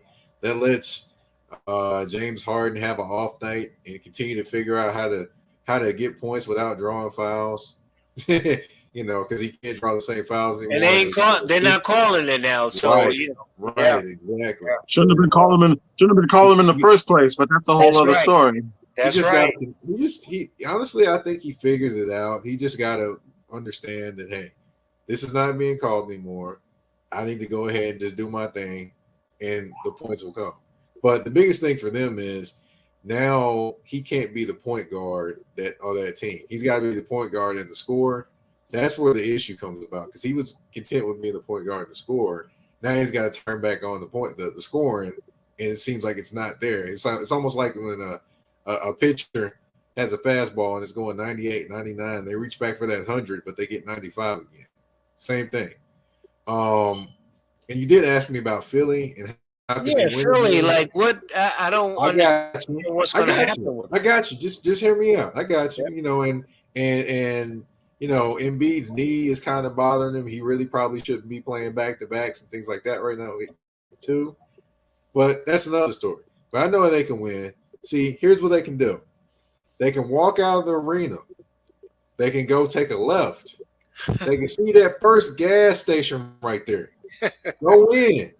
Write down about 5 or 6 numbers and hand it in and pray that they win. That's how they can win. Jeez. They can win the lottery. They can't win games without being injured Embiid. So they can't. And I knew, respect to T and the Knicks. I knew they were beating the Knicks. I didn't know they beat them 15 in a row. But the Knicks look. I said to both of you, the Knicks look really good. They just have to be consistent in what they do. And they got the right coach. They got to be consistent, right? They upgraded at the positions they needed to, because they got rid of Reggie Bullock and brought in Fournier, who's playing like Olympic Fournier right now, by the way. I mean, they just, and then plus the point guard position, they had Elfrid Payton there, and they replace him with Kemba Walker. I mean, it's instant upgrade, and they get Kemba Walker for peanuts. I mean, great manager right there. So when you look at final question, when you look at Milwaukee, and I mean, it's early, so everybody's gonna lose and lose big and lose small, whatever.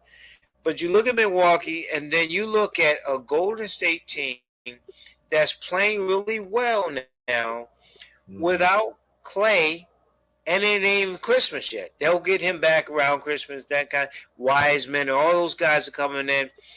Are those the teams that you look at, or are there other teams in the East and West that you would say? I mean, the Miami Heat. Again, I don't know why people sleep on Miami, but they're a good basketball team. So when you look at the East, you look at the West. What are the two teams you're looking at in the East and the West in terms of making those moves? Well, you stole my thunder with the Miami Heat. The Miami Heat is they're probably the toughest team in the NBA. Look at their starting lineup. They got two Bulldogs in there, and PJ Tucker, and then you got Kyle Lowry. You add those to Jimmy Butler, who's a Bulldog himself. I mean, look at the weapons and the toughness, and then it moves Tyler Hero to being the sixth man off the bench. So he can just come in and just play, as opposed to come in and being dependent on to run the offense and score at the same time. So great pickups. I definitely am enjoying watching them. Another team I would say in the West, let's see. A team in the West that might make some noise this year, and they're not fully complete yet, and I know they took a loss the other night, that would be the Memphis Grizzlies. You look at how Ja Morant is playing. I was going to say, you are on it. You got Jaren Jackson Jr. He's hooping. You still don't have Dylan Brooks back, who is their defensive stopper. I agree they had a bad game the other night, but I think the Memphis Grizzlies, with that young talent that they have, will continue to get better and better. And you also got to remember that Bane is actually playing well too. He's another guy that they drafted as a sharpshooter out of TCU. Imagine if he's hitting shots, Jaren Jackson's hitting shots. Imagine how wide open that lane's going to be. Woo! But what about who's the best? Who has the biggest upside? LaMelo Ball or the kid in Memphis in terms of Durant? Who has the biggest upside? I mean, Durant seems like he's just gonna ball out. Like he's just gonna make Magic Johnson type plays, and Bello's gonna pass the ball like Mike. So who's the guys who's gonna have the more upside and is gonna have a more impact? Because they're both great players. To me, really good question. I mean, right now, if it's this moment, I would take Ja, but I will say this: with Melo, he makes his team better. I mean, he makes guys that are limited look great. I mean, right. I'll say this. Nobody was talking about Miles Bridges before LaMelo Ball got there. Right. He gets there, all of a sudden, Miles Bridges explodes on the scene and is a way better player than what he actually could be on another team. He's an undersized four-man, but he's hooping. And then also, I mean, you look at all the other different pieces on that team. It moves Terry Rozier off the ball so he can just focus on scoring. Right. You got just other guys that are, can fall more into their role, and he's basically the easy button on the floor for them. Ja, he's working on that. Ja's more of a scorer than he is an actual. He's a point guard, but he's more of a scoring mindset.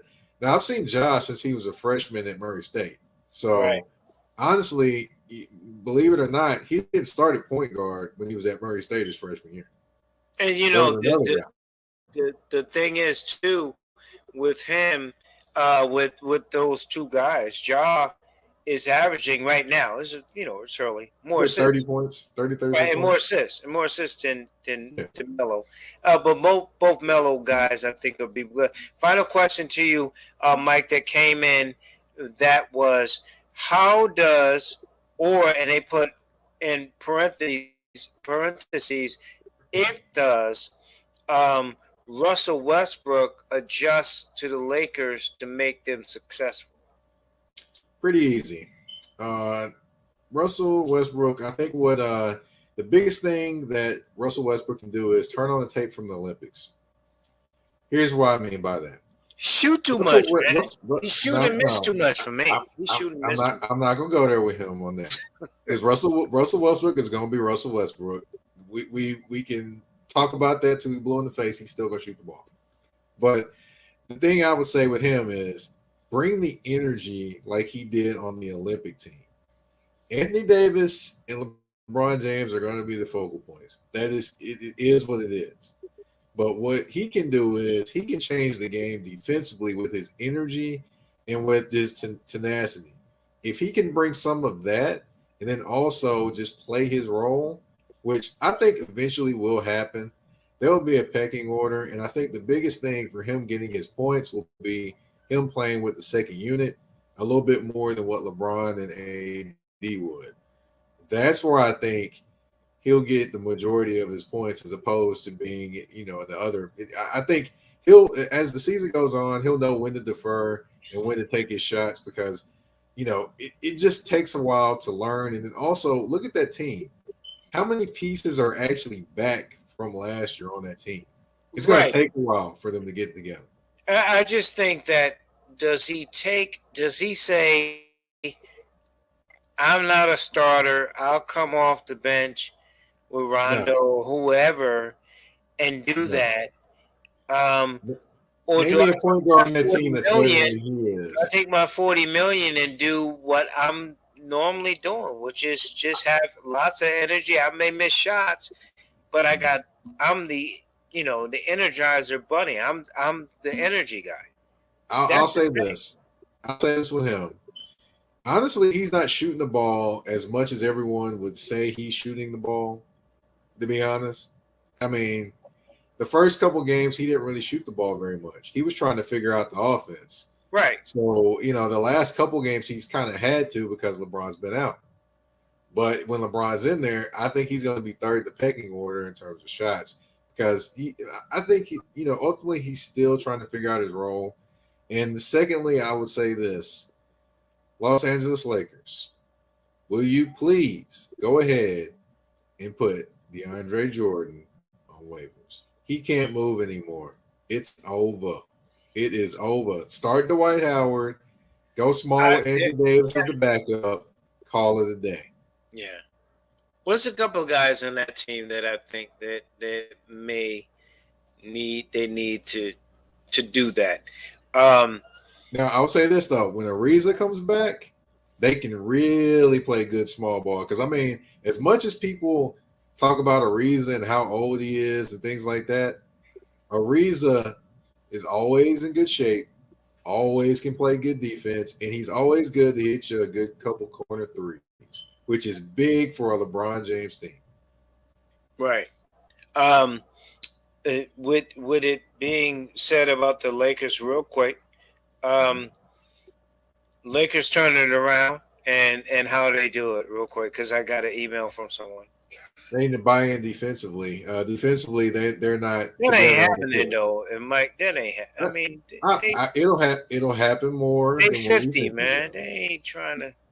LA. It's not going to happen like they're shutting down a few more 20-point leads will blowing a few more 20-point leads will do it to you. Yeah, I guess so. They're going to have to learn the hard way. They're going to have to learn the hard way. But Mike, you in your 30s, you 37, man. I mean, if somebody 37, I mean, come on. I'm like this though. Here's what everyone gets caught up in. Everyone gets caught up in their age, and it's funny that people get caught up in their age because there's another team out there that's old that actually still plays well too. I'm gonna leave them alone because I'm really not getting into the age things. But what I'll say is this. You don't have to be young to play great defense. The Minnesota Timberwolves, they're young and they play horrible defense. Sacramento Kings, young, play horrible defense. Orlando. All you have to do is be able Orlando, yes. All you have to do is be able to know each other's tendencies and positions and where you're supposed to be on the court. Vogel is not a horrible defensive coach. He may not be a great offensive coach, but he's a pretty solid defensive coach. And I think as the year goes on, I think they'll continue to learn each other. Now, I'm not saying Carmelo Anthony is going to be a defensive stopper, but he's going to at least be able to be in position to do some things better. I mean, honestly, I'll say this: in Portland, he was not awful defensively.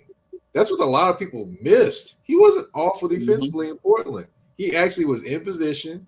He actually took a few charges, blocked a couple shots. It was just right where he was supposed to be. It's all about him learning the people he's around. Once he learns the people he's around, he'll get better. Just like Dwight Howard will learn tendencies of other people too. Right, and then, I don't have a problem with Melo or anybody. It's just there's playing defense and wanting to play defense, and trust me, like T Mac said, blow a few more of those leads, and they'll want to play defense. All right, they better playoffs. This team misses the playoffs. Everybody's going down. You know exactly what's happening. Shoot, they better. I'm a Sixer fan, so I don't like the Lakers or the Celtics, so. So that's what it is. I'm kidding, man. I'm kidding. It had to come to the surface. It had to come to the surface sooner or later. Sooner or later. I already said, you can't hate the Sixers, the Celtics this year though. You can't handle them this year. I'm gonna give you 2 reasons. You can't help the Celtics this year. That'd be Ime Udoka and Nia Long. There you go. That's it, right there. You can't hate the Celtics because of those 2. She was at the game when they played in New York, too, by the way. She was on the sideline taking pictures and everything. Well, you know what? Brown is actually playing better than Tatum. So, we'll see. I mean, I like Brown more anyway because he's a more all-around guy. Right. He gives me more on both ends of the court. I like Tatum's offense, but boy, oh boy, when he came out of the draft, or when he was up for the draft, I compared him to Carmelo Anthony because he was very good offensively, very skilled. But on the defensive end, he just always lacks a little bit. Yeah, trying. Yeah, I'll leave that to the defense. Last question: Colts, Titans, who wins and why? Man, I've gone back and forth on this one. I want to pick the Titans. I really do. I'm looking around. Media's not really talking about them. I'm gonna go with the Titans winning by about 3 points. Okay, so I commit. Okay, so now you on on record with the Titans. I mean, Carson Wentz has been playing well, so I'm sure you probably factor that in. I mean, he's been playing. Yeah, he's not playing on 2 bum ankles this time. Yeah, he can actually walk. No happy feet or anything like that. So you're going Tennessee by 3, 2017, something like that. And I'll give it I'll say 26-23 or 30-27. There's going to be some points scored in this game. And also, I will say there will be some yards ate up on the ground in this game because you got 2 of the best running backs in the NFL, Jonathan Taylor, and, of course, Derrick Henry. And I don't think Taylor gets it as much credit as he – 4'3" guy, 5'10", 220 pounds. Right. Man. Yeah. He's a bad dude. Mike, I appreciate it.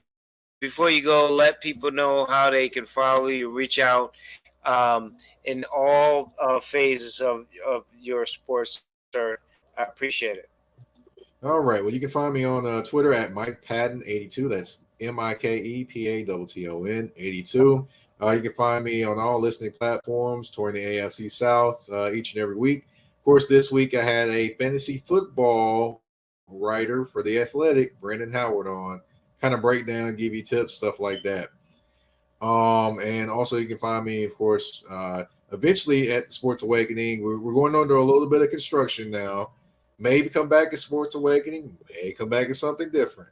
Give you a little nugget there. But, a few other different places as well. Of course, the Nashville Voice, Tennessee Tribune, among others. Mike, you do a phenomenal job, and I wasn't just saying that. I appreciate it, and keep doing what you're doing, man. We need you. We really do need your voice, and thank you so much, sir. Thank you so much. You be careful, you and your fam, man. All right, it's TSU homecoming weekend, so I'm definitely being careful. All right, and I'm gonna hit you up with that's one of our reportings next week with Tennessee. They're going for their fourth straight win. They've won 3 in a row and 4 of their last 5. That's right. That's right, and they're looking.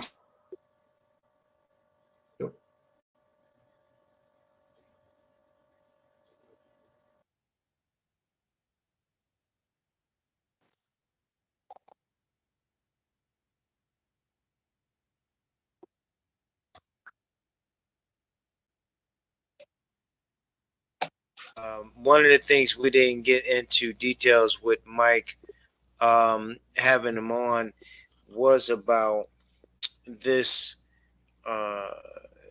taking off, or this load management that the NBA and even the NFL has been saying, and it certainly doesn't apply now. The World Series we'll get into, but how does that play out for pitchers and position players in baseball?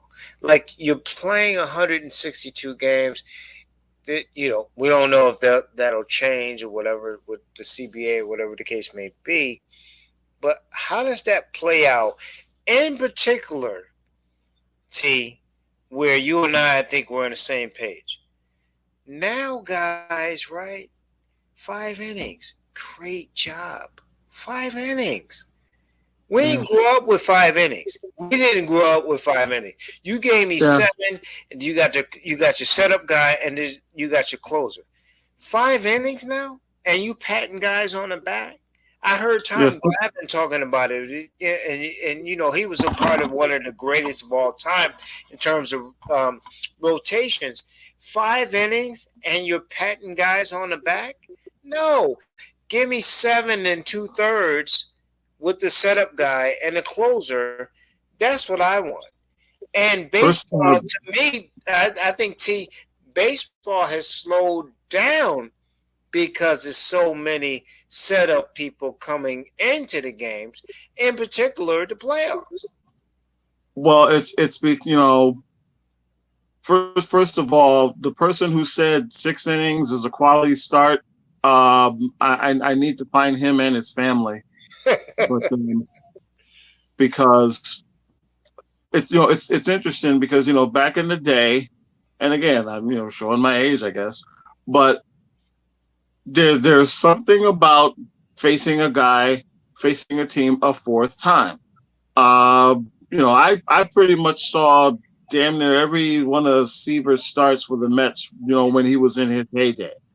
And it was a sort of thing. Norman Ryland recently, T, has said, "Listen, these guys are caught. Like when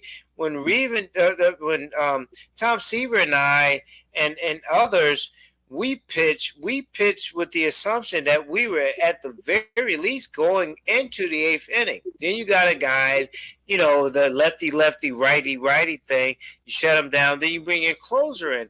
Now guys are being rewarded for 5 innings. And I have no problem with Nolan Ryan having a problem with that.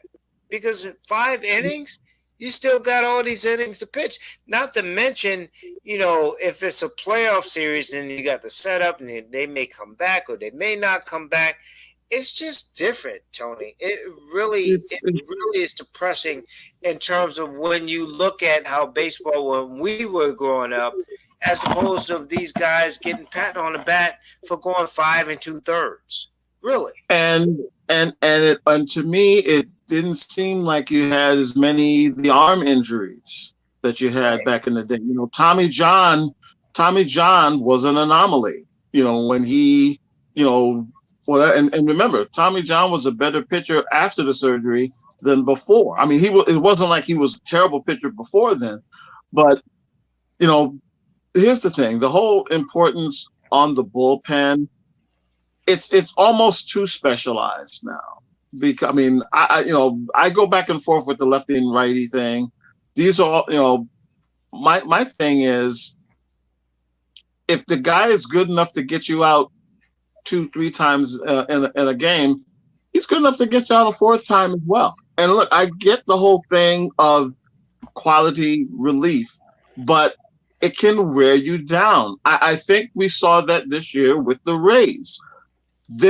I think their bullpen collectively, by the time you got to the real important games this year, they were worn down.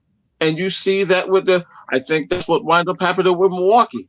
It didn't help that they scored a half a run a game either in the playoffs, but that's a whole other story in and of itself. But you look at the Dodgers, T, when you look at the way they ran the controversy in bringing in a lefty to bring in with Freddie Freeman and Rosario and those guys, there was a huge controversy over that. Why they didn't use a lefty in that position? Go ahead. Well, this way. How did the Atlanta Milwaukee series basically end? Josh Hader versus Freddie Freeman. Right. They and Freeman won. Right. Now see again, a lot of that has to do with the fact that you may be able to get him out. You may be able to get, Hader may be able to go out and get it done, but it's different. It's a whole different thing in the playoffs because, again, it's like football in the sense of every possession means something. Every inning means something. One of the reasons why, especially after last night, I know this series is going to go 7 is because every inning is almost going to be a new game. And it's not even about the leads or what or what have you. Because, and not only that, to your point, T, Atlanta didn't use any of their major guys that get outs. Like they did junk pitches and stuff to get through the game too. Actually, he you could make somewhat the argument that they stayed with Fried maybe a little too long. But see, right, but I mean, they didn't go to Masick and stuff like that. They didn't go to those guys because they figured, okay, we got our game one. We stole one in Houston. We're gonna go home and we'll use Masick and those guys then. So it's almost like, okay, we'll just throw this to the wolves and whatever, and then deal with it. I didn't get that sense. I just think Houston just could see, much like game one, Atlanta took Houston out of their comfort zone, and then in game two, Houston took Atlanta out of their comfort zone. Now the next 3 games, no DH. So that now that's going to change how they make these moves with the pitchers and what have you. And look, that was the more reason why losing.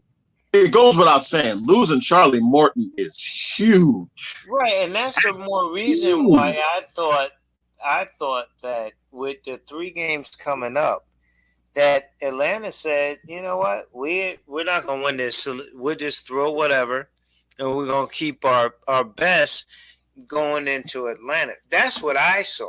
Like they conceived game 2. They already won game 1, which means they got their split that they want, and now they just don't have to throw their best in game 2 because they're already conceding game 2, and they're gonna get ready for 3, 4, and 5 with their best, with Masters and